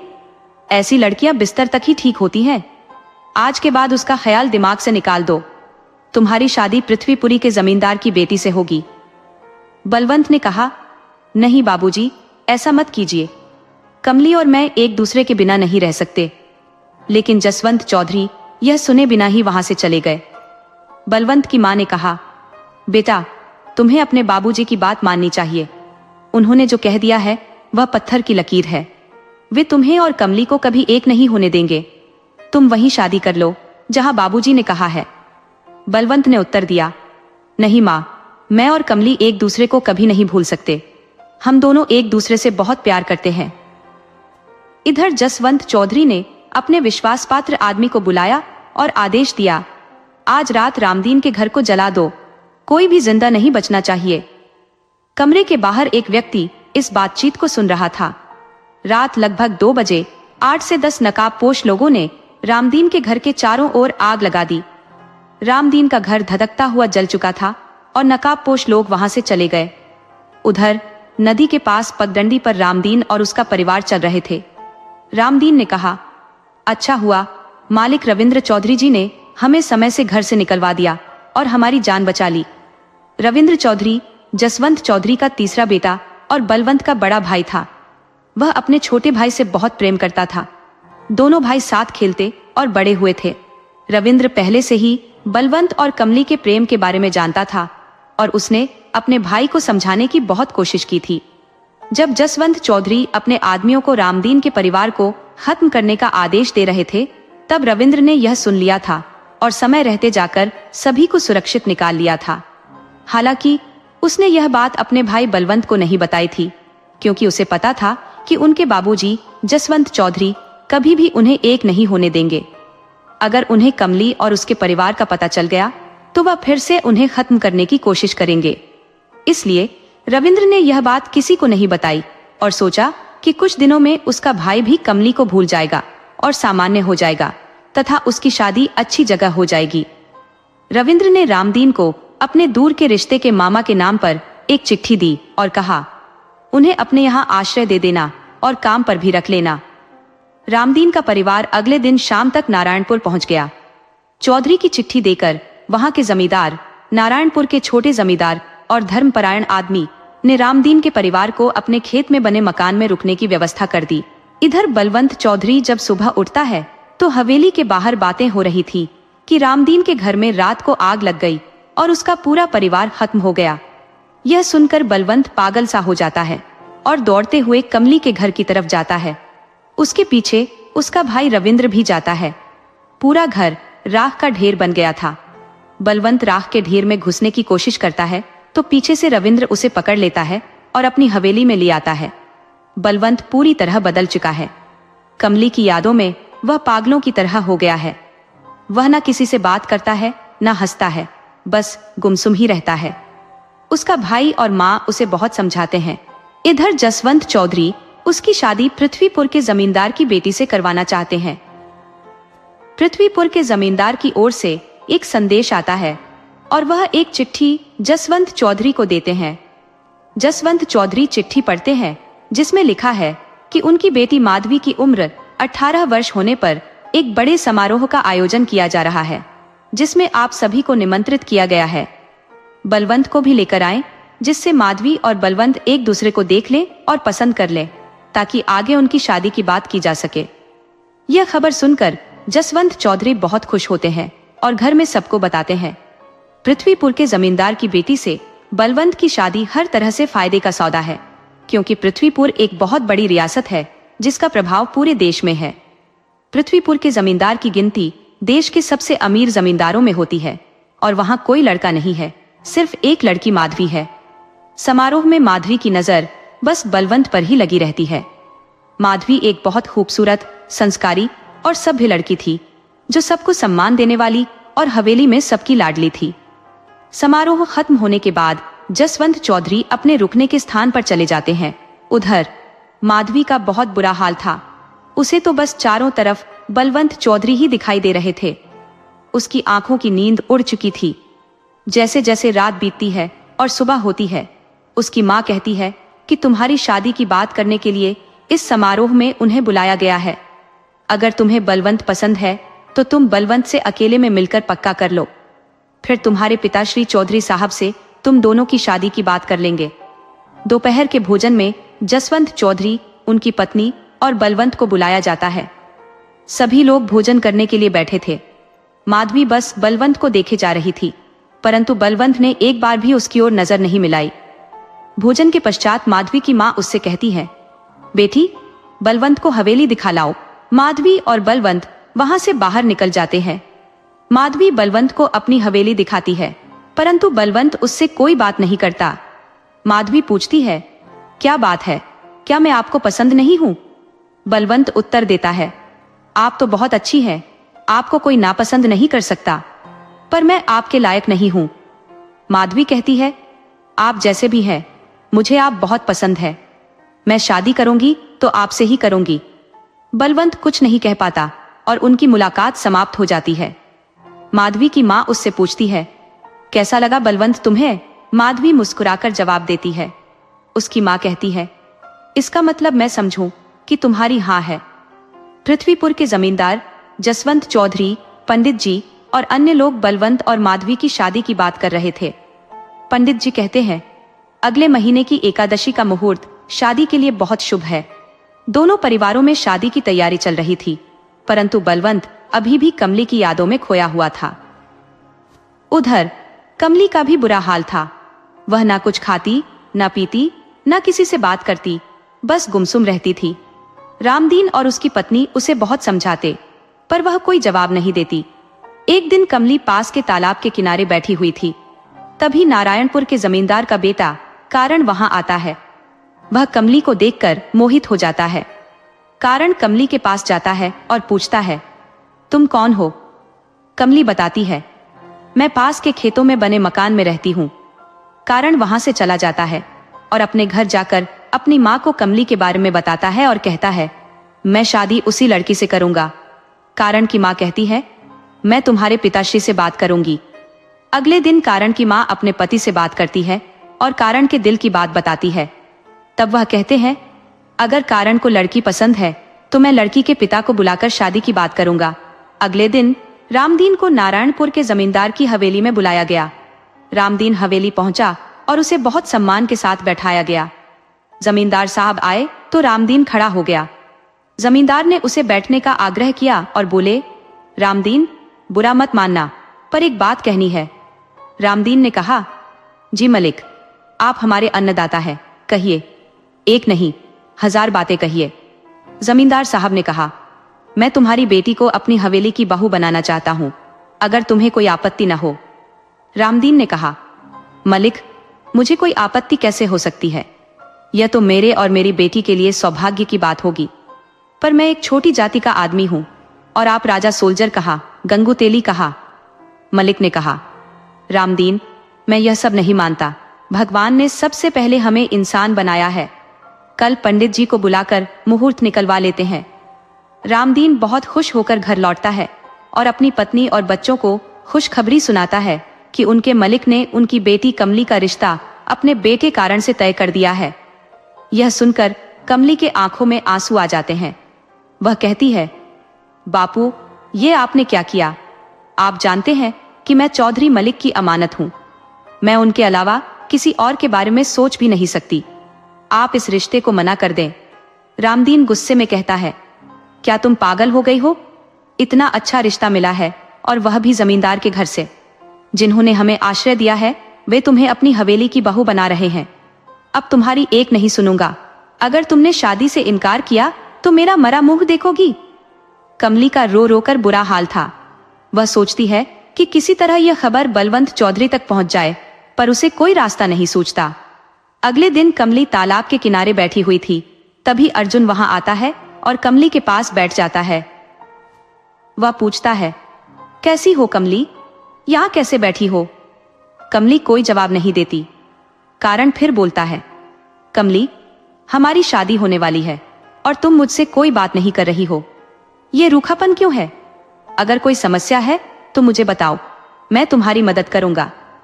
वह कमली का हाथ पकड़ लेता है और उसकी आंखों में आंखें डालकर फिर पूछता है, कमली, एक दोस्त के नाते ही बता दो। इतने में कमली की आंखों से आंसू बहने लगते हैं और वह जोर जोर से रोने लगती है। कुछ देर बाद जब वह चुप होती है तो कहती है, मलिक, मैं अपना दिल पहले से किसी को दे चुकी हूं और मैं उनके सिवा किसी और को अपना नहीं सकती। वह भी मुझे ढूंढ रहे होंगे, बस उनका इंतजार है मुझे। कारण कहता है, इतनी सी बात, तो तुम्हारी शादी तुम्हारी इच्छा के बिना नहीं होगी। तुम्हारा प्यार तुम्हें जरूर मिलेगा। जब तक मैं तुम दोनों की शादी नहीं करवा देता चैन से नहीं बैठूंगा। ये मेरा तुमसे वादा है। कमली कहती है, अगर मेरी शादी तुमसे नहीं हो रही है तो क्या तुम मेरा एक अच्छा दोस्त बन सकते हो? अब तो यह बता दो कि वह खुशनसीब कौन है। तब कमली कहती है, वह रामपुर के चौधरी बलवंत जी हैं। बलवंत का नाम सुनकर कारण चौंक जाता है और कहता है, बलवंत तो मेरा भाई है। 1-2 दिन में ही रामपुर जाकर उससे मिलता हूँ और उसे तुम्हारे पास लेकर आता हूँ। अब तो खुश होना कमली। कमली कहती है, हाँ मलिक, अब मैं बहुत खुश हूँ। इधर रामपुर में बलवंत और माधवी की शादी की तैयारी पूरे जोर शोर से चल रही थी, क्योंकि 3 दिन बाद उनका विवाह होने वाला था। अगले दिन कारण अपने घोड़े पर सवार होकर रामपुर के लिए रवाना होता है। रामपुर से पहले एक पहाड़ी पर स्थित मंदिर दिखता है, तो वह दर्शन के लिए वहां चला जाता है। माता के दर्शन करने के बाद वह पास की कुटिया की ओर बढ़ता है, जहां महात्मा जी ध्यान में लीन होते हैं। महात्मा जी को प्रणाम करके जब वह आगे बढ़ने को होता है, तो महात्मा जी उसे रोकते हैं और कहते हैं, रुको बेटा। महात्मा जी कहते हैं, बेटा, तुम जिस काम के लिए जा रहे हो वह कार्य निस्संदेह करो तो सभी के लिए कल्याणकारी होगा। कारण जवाब देता है, बाबा जी, मैंने वादा किया है और वह कार्य मुझे हर हाल में करना ही है। प्रणाम करके वह वहां से आगे बढ़ जाता है। थोड़ी देर में वह रामपुर पहुंचता है और हवेली में प्रवेश करता है। वहां सभी लोगों से मिलकर वह बलवंत के कमरे में जाता है। बलवंत गुमसुम बैठा होता है, लेकिन कारण को देखते ही उसे गले लगाकर रोने लगता है। कारण उसे सांत्वना देता है और बताता है कि कमलेश जीवित है और आज भी उसका इंतजार कर रही है। बलवंत कहता है, दोस्त, मुझे कमली के पास ले चलो, मैं उसके बिना नहीं जी सकता। इतने में रविंद्र चौधरी वहां आ जाते हैं और सारी बातें सुन लेते हैं। रविंद्र से बलवंत कहता है, आपको पता है कि मेरी कमली जीवित है और मेरा इंतजार कर रही है। रविंद्र कहते हैं, छोटे, मुझे सब पता है, और पूरी कहानी सुनाते हैं कि कैसे उन्होंने कमली और उसके परिवार को वहां से बाहर निकाला था। बलवंत कहता है, भैया, मुझे कमली के पास जाना है। रविंद्र कहते हैं, छोटे, यह अभी संभव नहीं है। 2 दिन बाद तुम्हारी शादी है और तुम हवेली से बाहर भी नहीं निकल सकते।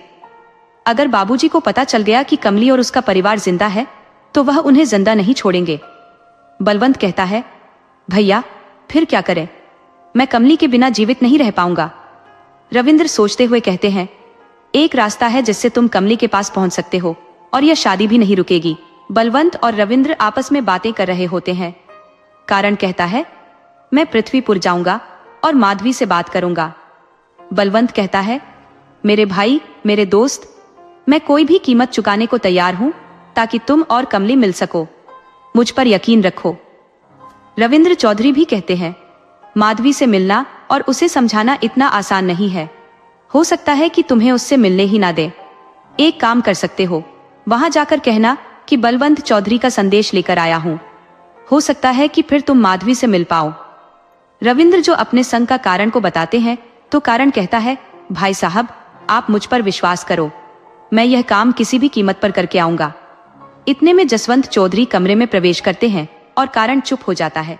जसवंत चौधरी रविंद्र से कहते हैं, तुम यहाँ बैठे हो, बाहर कितने मेहमान आए हुए हैं। विजयगढ़ से राजा साहब आए हैं, उनका स्वागत करो। वे विदेश जा रहे हैं, इसलिए शादी में नहीं आ पाएंगे, पहले ही आए हैं। रविंद्र चौधरी वहां से उठकर चले जाते हैं। कारण कहता है, मुझे भी निकलना चाहिए पृथ्वीपुर के लिए। वह वहां से निकलता है और घोड़े पर सवार होकर पृथ्वीपुर के लिए रवाना हो जाता है। शाम तक वह पृथ्वीपुर पहुंच जाता है। हवेली के पास घोड़ा रोककर कारण जमींदार की हवेली के दरवाजे पर खड़े दास से कहता है, मैं चौधरी बलवंत का संदेश लाया हूं माधवी के लिए, अंदर जाकर बता दो। दरबान हवेली में प्रवेश करता है और कुछ समय बाद लौटकर कहता है, आप अंदर चलिए। कारण को एक कमरे में बैठाया जाता है। थोड़ी देर बाद माधवी आती है, अभिवादन करती है और पूछती है, चौधरी साहब का क्या संदेश है? कारण कहता है, माधवी जी, बलवंत बहुत व्यथित हैं। वह आपको दुखी नहीं करना चाहते, पर उनके पास और कोई मार्ग नहीं है। वह आपका अत्यंत सम्मान करते हैं। माधवी कहती है, सीधे सीधे बताइए, बात क्या है? फिर कारण बलवंत और कमली की प्रेम कथा सुनाता है और कहता है, यदि कमली और बलवंत एक नहीं हुए तो वे जीवित नहीं रह पाएंगे। माधवी जी, मुझे आपकी सहायता चाहिए। माधवी कहती है, जब वे किसी और से प्रेम करते थे तो मुझे क्यों नहीं बताया? वह अपने पिताजी को नहीं बता सकते थे तो मुझे तो बता सकते थे। मैं मना कर देती अपने पिताजी से। कारण बताता है, उनके पिताजी ने कहा था, अगर वे माधवी या किसी को भी कुछ बताएंगे तो अच्छा नहीं होगा। माधवी बोलती है, कल मेरी शादी बलवंत चौधरी से है और तुम आज कह रहे हो कि बलवंत चौधरी किसी और से प्रेम करते हैं। मेरे और मेरे परिवार की प्रतिष्ठा का क्या होगा? तब कारण कहता है, माधवी जी, मेरी शादी भी कमली से पक्की हो चुकी थी। मेरी शादी भी 15 दिन बाद है, पर जैसे ही मुझे पता चला कि कमली और बलवंत एक दूसरे से प्रेम करते हैं, तो मैंने सोचा कि मेरा प्रेम मुझे मिले या ना मिले, पर बलवंत और कमली को मिलना चाहिए। माधवी कहती है, मेरे पिताजी को जानते हो, वे बहुत अच्छे हैं, पर ऐसे में वे रामपुर और वहां के चौधरी को नहीं छोड़ेंगे। यह असंभव है, मैं कुछ नहीं कर सकती। कारण, पृथ्वीपुर बारात तो आएगी, शादी भी होगी कल ही।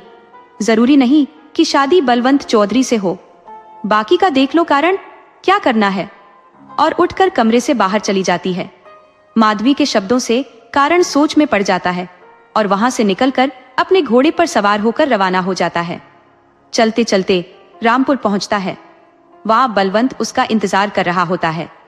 कारण के पहुंचते ही बलवंत अधीर होकर पूछता है, क्या हुआ पृथ्वीपुर में? माधवी ने क्या कहा?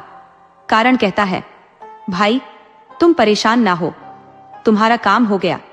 तुम्हारी शादी कमली से ही होगी, और हाँ, किसी से कुछ मत बोलना। कल बारात भी जाएगी और शादी भी होगी पृथ्वीपुर में। रामपुर में चौधरी की हवेली में शादी की तैयारी पूरी हो चुकी है। सुबह बारात बड़े धूमधाम से पृथ्वीपुर के लिए निकलती है। चौधरी जसवंत सिंह बहुत खुश हैं। उनके बेटे का विवाह बहुत बड़े जमींदार के यहाँ होने जा रहा है। इधर कारण के दिमाग में कुछ और ही चल रहा है। बारात पृथ्वीपुर पहुंच चुकी है। बारात के रुकने के लिए बहुत अच्छी व्यवस्था है। पृथ्वीपुर पूरा रोशनी से जगमगा रहा है। बारातियों का स्वागत बड़े जोर शोर से हो रहा है। एक कमरे में दूल्हा बलवंत, रविंद्र और कारण रुके हुए हैं। दूल्हा तैयार होकर हाथी की पालकी पर बैठ चुका है। उसके माथे पर सेहरा बंधा हुआ है। वहां का रिवाज है कि सेहरा बंधने के बाद दूल्हे का चेहरा शादी के फेरे होने तक कोई नहीं देख सकता। नाच गाना जोर शोर से चल रहा था। बारात हवेली की ओर बढ़ रही थी। हवेली के बाहर पृथ्वीपुर के जमींदार बारात के स्वागत के लिए खड़े थे। जैसे ही बारात हवेली पहुंची, महिलाओं ने दीपक कलश लिए खड़े होकर स्वागत किया। जसवंत चौधरी महिलाओं के कलश में बहुत सारा सोना चांदी डालते हैं। बारात हवेली के अंदर विशाल मैदान में पहुंचती है। सभी बारातियों के लिए 56 प्रकार के व्यंजनों का प्रबंध किया गया है। सभी बाराती भोजन में व्यस्त हो गए। एक ओर शादी की रस्में चल रही थी। दुल्हन ने दूल्हे को वरमाला पहनाई और फिर दूल्हे ने दुल्हन को वरमाला पहनाई। उसके बाद फेरे हुए। शादी संपन्न होने के बाद जब दूल्हे का सेहरा हटाया गया तो सभी लोग चौंक गए। दूल्हा बलवंत की जगह कारण था। सभी लोग यह देखकर हक्के बक्के रह गए। पृथ्वीपुर के जमींदार चौधरी से बोले, यह तूने हमारे साथ धोखा क्यों किया? चौधरी, इसकी बड़ी कीमत तुम्हें चुकानी पड़ेगी। चौधरी जसवंत घबराकर बोले, पृथ्वीपुर के जमींदार, धोखा तो मेरे साथ हुआ है। मेरे बेटे ने मुझसे धोखा किया है, आप मुझे माफ करें। चौधरी जसवंत अपनी तलवार निकालकर कारण की तरफ दौड़े। तभी माधवी उनके सामने आ गई।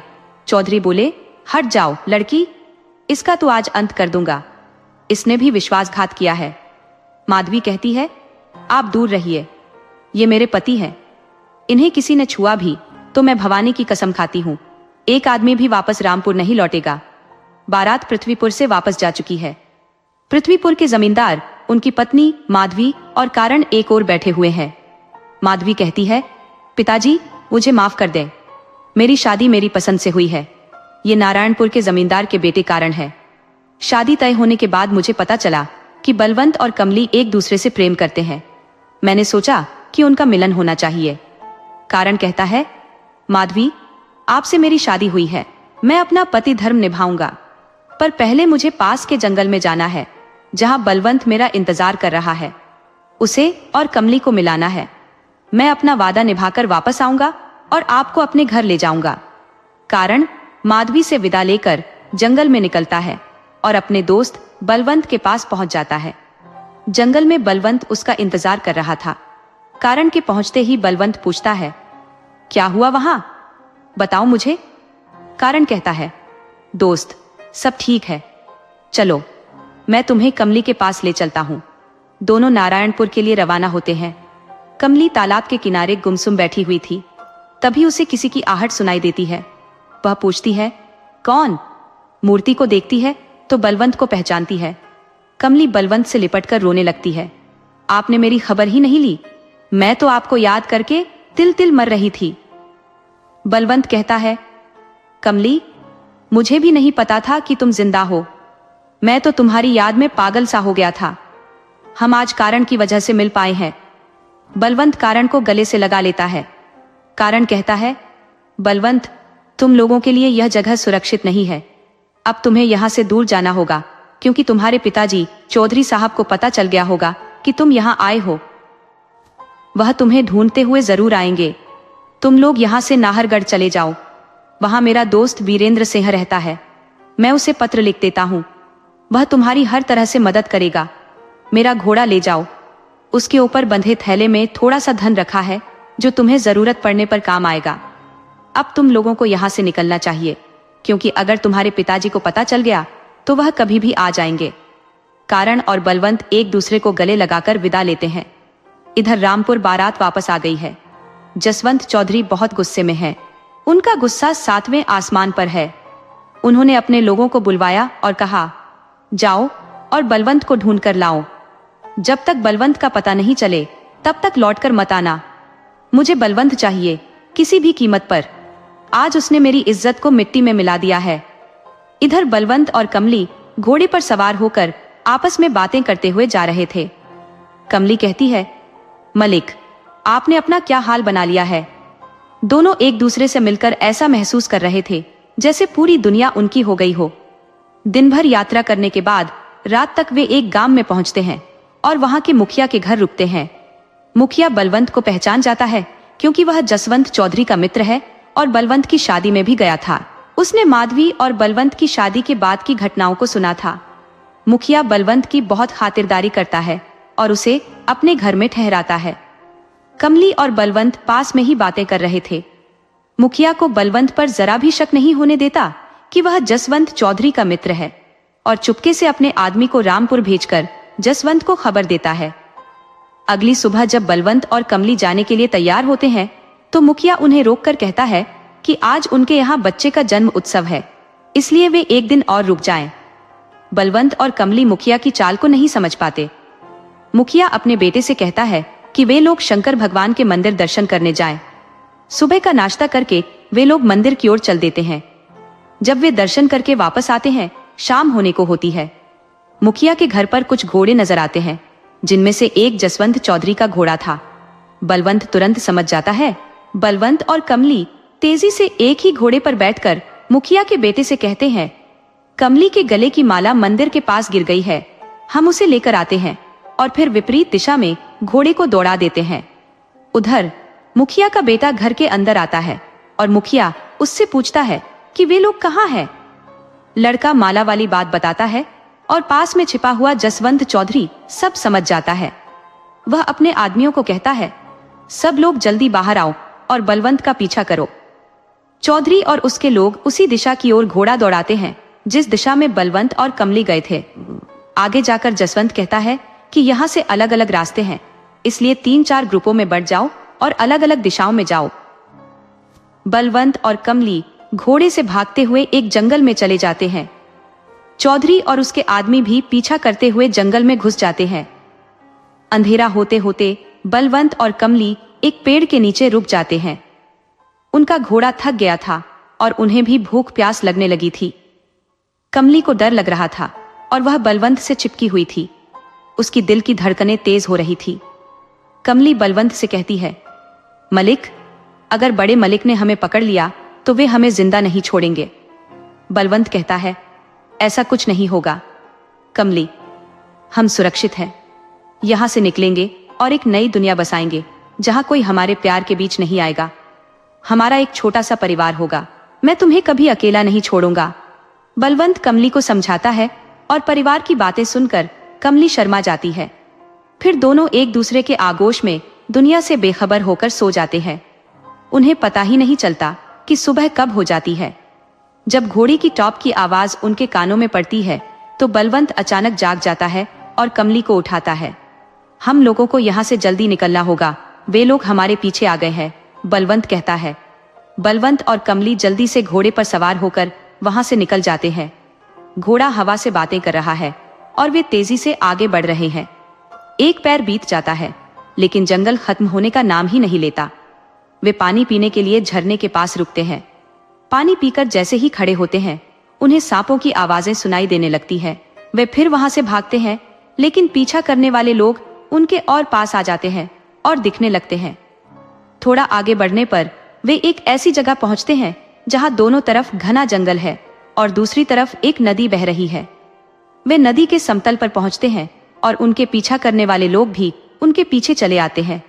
आगे पहुंचने पर वे देखते हैं कि आगे कोई रास्ता नहीं है। नदी ऊंचाई से खाई में गिर रही है और खाई इतनी गहरी है कि नीचे कुछ भी नजर नहीं आता। बलवंत और कमली घोड़े से उतर जाते हैं। चौधरी जसवंत और उसके आदमी पास आ रहे हैं। कमली और बलवंत एक दूसरे को देखते हैं और एक निश्चय करते हैं। चौधरी के आदमी उनके पास आते हैं और जसवंत चौधरी कहता है, अपने लत्थे से जाओ और दोनों को पकड़कर लाओ। जैसे ही वे आगे बढ़ते हैं, बलवंत और कमली एक दूसरे का हाथ पकड़कर नदी में छलांग लगा देते हैं और नदी में गिर जाते हैं। चौधरी का एक आदमी कहता है, मलिक, वे लोग इतनी ऊंचाई से गिरे हैं, जिंदा नहीं बचेंगे। नीचे बहुत बड़े बड़े पत्थर है, यहाँ से गिरकर कोई भी जिंदा नहीं बच सकता। थोड़ी देर बाद चौधरी और उसके आदमी वहां से वापस चले जाते हैं। उधर बलवंत और कमली जब नदी में कूदते हैं तो वे लोग नदी के किनारे बहते हुए जाते हैं और झाड़ियों में फंस जाते हैं। किसी ने सही कहा है, जाको राखे सया, मार सके ना कोई। झाड़ियों में फंसे हुए वे नीचे नहीं गिरते। जब बलवंत को होश आता है तो वह देखता है कि वे झाड़ियों में फंसे हुए हैं और ऊपर से नदी का पानी तेजी से गिर रहा है। बलवंत झाड़ी से निकलने की कोशिश करता है, लेकिन उसके हाथ पैर और शरीर में लकड़ी के टुकड़े घुसे हुए हैं। वह एक एक करके सभी टुकड़ों को निकालता है और धीरे धीरे पत्थरों के किनारे पर आ जाता है।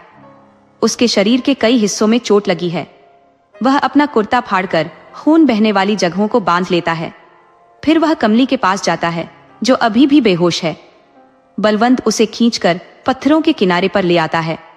कमली को होश में लाने की बलवंत ने बहुत कोशिश की, लेकिन कोई सफलता नहीं मिली।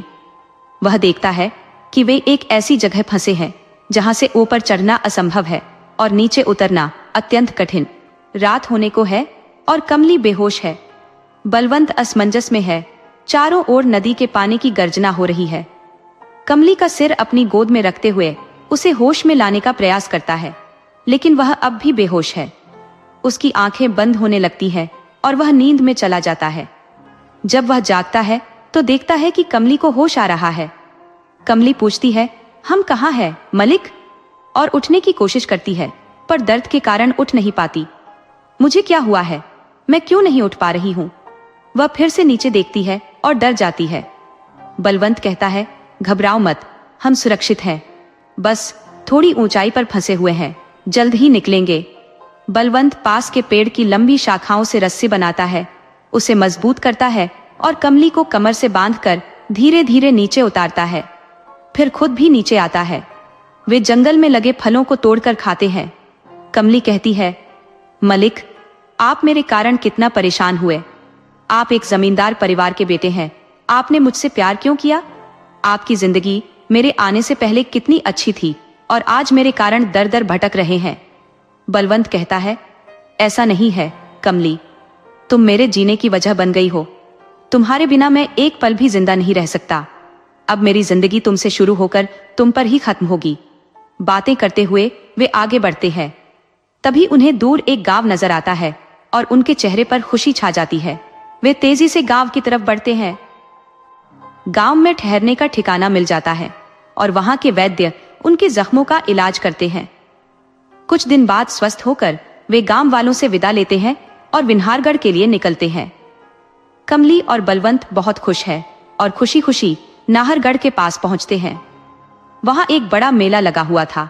कमली कहती है, मलिक, मुझे मेला घूमना है। बलवंत कमली के साथ मेले में जाता है। मेले में कई दुकानें लगी हुई हैं, चूड़ी, कपड़े, मिठाई, बर्तन और नाटक नौटंकी। वे घूमकर थक जाते हैं और एक झूले के पास खड़े हो जाते हैं। तभी कमली देखती है कि एक बच्चा झूले से लटक रहा है और गिरने वाला है। वह चिल्लाती है, मलिक, वह बच्चा गिर जाएगा। बलवंत झूले के नीचे पहुंचता है और बच्चा एक झटके में नीचे गिरता है।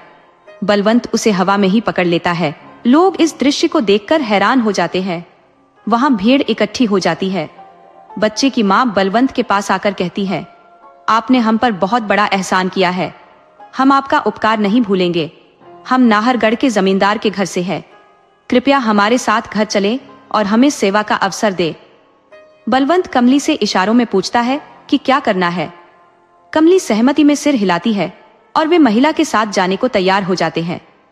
महिला बलवंत और कमली का आभार प्रकट करती है और उन्हें अपने साथ चलने के लिए आग्रह करती है। वह कहती है, आप लोगों को मेरे साथ चलना ही होगा, हमें भी सेवा का अवसर दें। महिला अपना परिचय देती है, मैं नाहरगढ़ के जमींदार ठाकुर रतन सिंह की पत्नी मनोरमा हूं। बलवंत और कमली से वह पूछती है, आप लोग कौन है? बलवंत जवाब देता है, हम परदेसी हैं और यह मेरी प्रेमिका कमली है। हमारे परिवारों को हमारा रिश्ता पसंद नहीं, इसलिए हम भाग कर आए हैं। हमारी शादी को परिवार वाले कभी स्वीकृति नहीं देंगे, इसलिए हम गांव छोड़कर आए हैं। मनोरमा कहती है, आप लोग चिंता मत कीजिए, आप लोग यहाँ सुरक्षित हैं, मैं आप दोनों की शादी यहीं करवाऊंगी। नाहरगढ़ पहुंचने पर मनोरमा देवी उन लोगों के रहने की व्यवस्था अपनी हवेली में करती है और ठाकुर रतन सिंह को सारी घटना बताती है। रतन सिंह भी उन दोनों का आभार प्रकट करते हैं और कुछ दिनों बाद उन दोनों की शादी की तारीख तय हो जाती है। 4 दिन बाद कमली और बलवंत की शादी है। कमली बहुत खुश है। वह बलवंत से कहती है, मलिक, मैं बहुत खुश हूँ। अब हमारा सपना पूरा होने जा रहा है, जिसके लिए हमने इतनी परेशानी झेली है। परिवार से दूर हुए हैं, हमारी जान पर भी बनाई थी, लेकिन आज हम बहुत खुश हैं। 4 दिन बाद हमारी शादी होने वाली है और फिर हम एक दूसरे के जन्म जन्मांतर के साथी हो जाएंगे। हमारा छोटा सा परिवार होगा, जिसमें आप, मैं और हमारे बच्चे होंगे। बलवंत कमली को अपनी बाहों में लेता है और कमली शर्म से लाल हो जाती है। शादी का दिन आ जाता है। कमली बहुत सज धज कर तैयार होती है।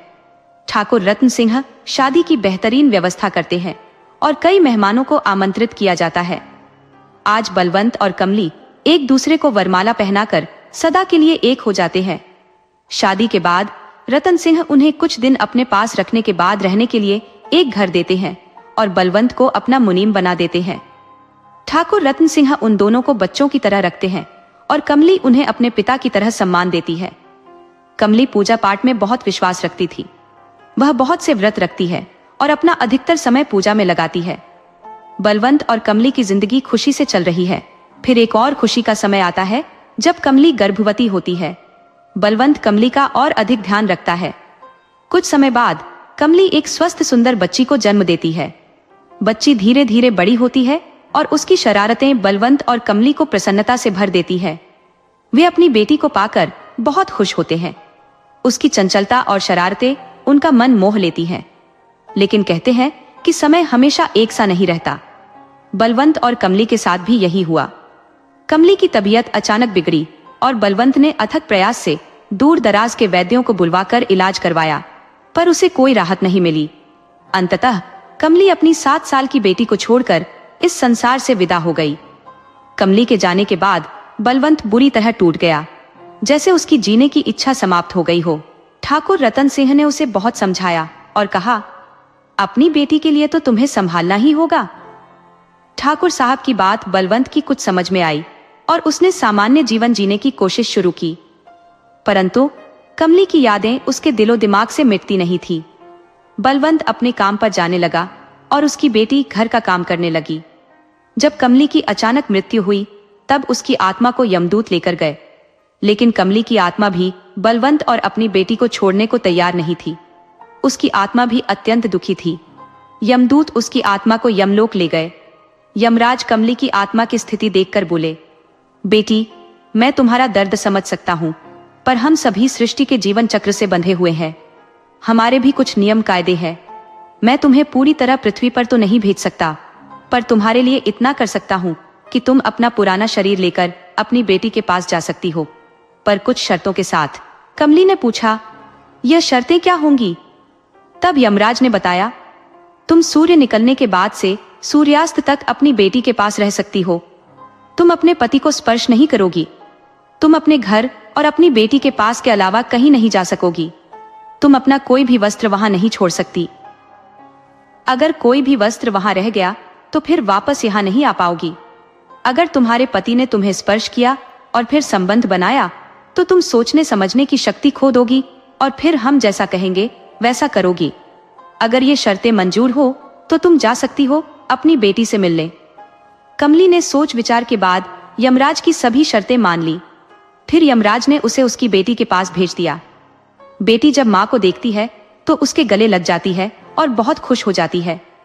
दिन में बलवंत घर पर नहीं होता, वह ठाकुर के यहाँ काम पर जाता है और कमली को अपनी बेटी के साथ समय बिताने का पूरा मौका मिलता है। रात होने से पहले कमली यमलोक लौट जाती है।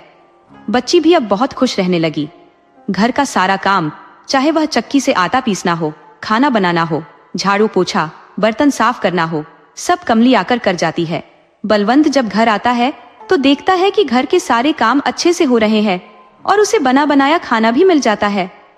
बलवंत ने अपनी बेटी से पूछा, बेटी तुम इतना सारा काम अकेले कैसे कर लेती हो?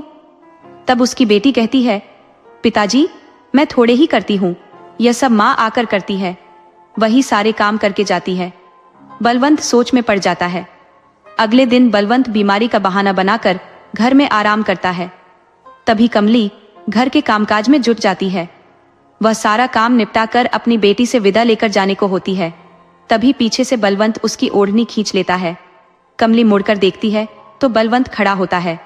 वह कहती है, मलिक मुझे मेरी ओढ़नी वापस दे दो, नहीं तो अनर्थ हो जाएगा। बलवंत उसकी बात नहीं मानता और कमली वहीं रह जाती है, क्योंकि ओढ़नी के बिना वह वापस नहीं जा सकती। धीरे धीरे बलवंत और कमली पहले जैसे साथ रहने लगते हैं। कुछ समय बाद कमली फिर से मां बनती है और एक स्वस्थ पुत्र को जन्म देती है। वह बेटा धीरे धीरे बड़ा होता है और उसकी शादी तय हो जाती है। जब शादी का दिन आता है तो कमली बलवंत से कहती है, मलिक आज हमारे बेटे की शादी है, मैं बहुत खुश हूं। बलवंत सोचता है, इतने वर्षों से वह कहीं नहीं गई, अब क्या जाएगी, इसलिए वह कमली को उसकी ओढ़नी दे देता है। कमली बहुत खुश होकर नाचने लगती है, लेकिन अचानक उसकी आत्मा और शरीर में परिवर्तन आ जाता है। वह कहती है, बलवंत चौधरी तुमने एक आत्मा के साथ वह सब कुछ किया जो तुम्हें नहीं करना चाहिए था, तुम माफी के लायक नहीं हो। आत्मा बनी कमली बलवंत चौधरी को श्राप देती है, तुमने मुझे बंदी बनाया, इसलिए मैं तुम्हें श्राप देती हूँ कि आज से तुम्हारे खानदान में कोई भी व्यक्ति विधुर नहीं होगा। सबसे पहले मृत्यु आदमियों की होगी, औरतों की मृत्यु बाद में होगी। तब से चौधरी परिवार को यह श्राप मिल गया और वह एक श्रापित खानदान के नाम से जाना जाने लगा।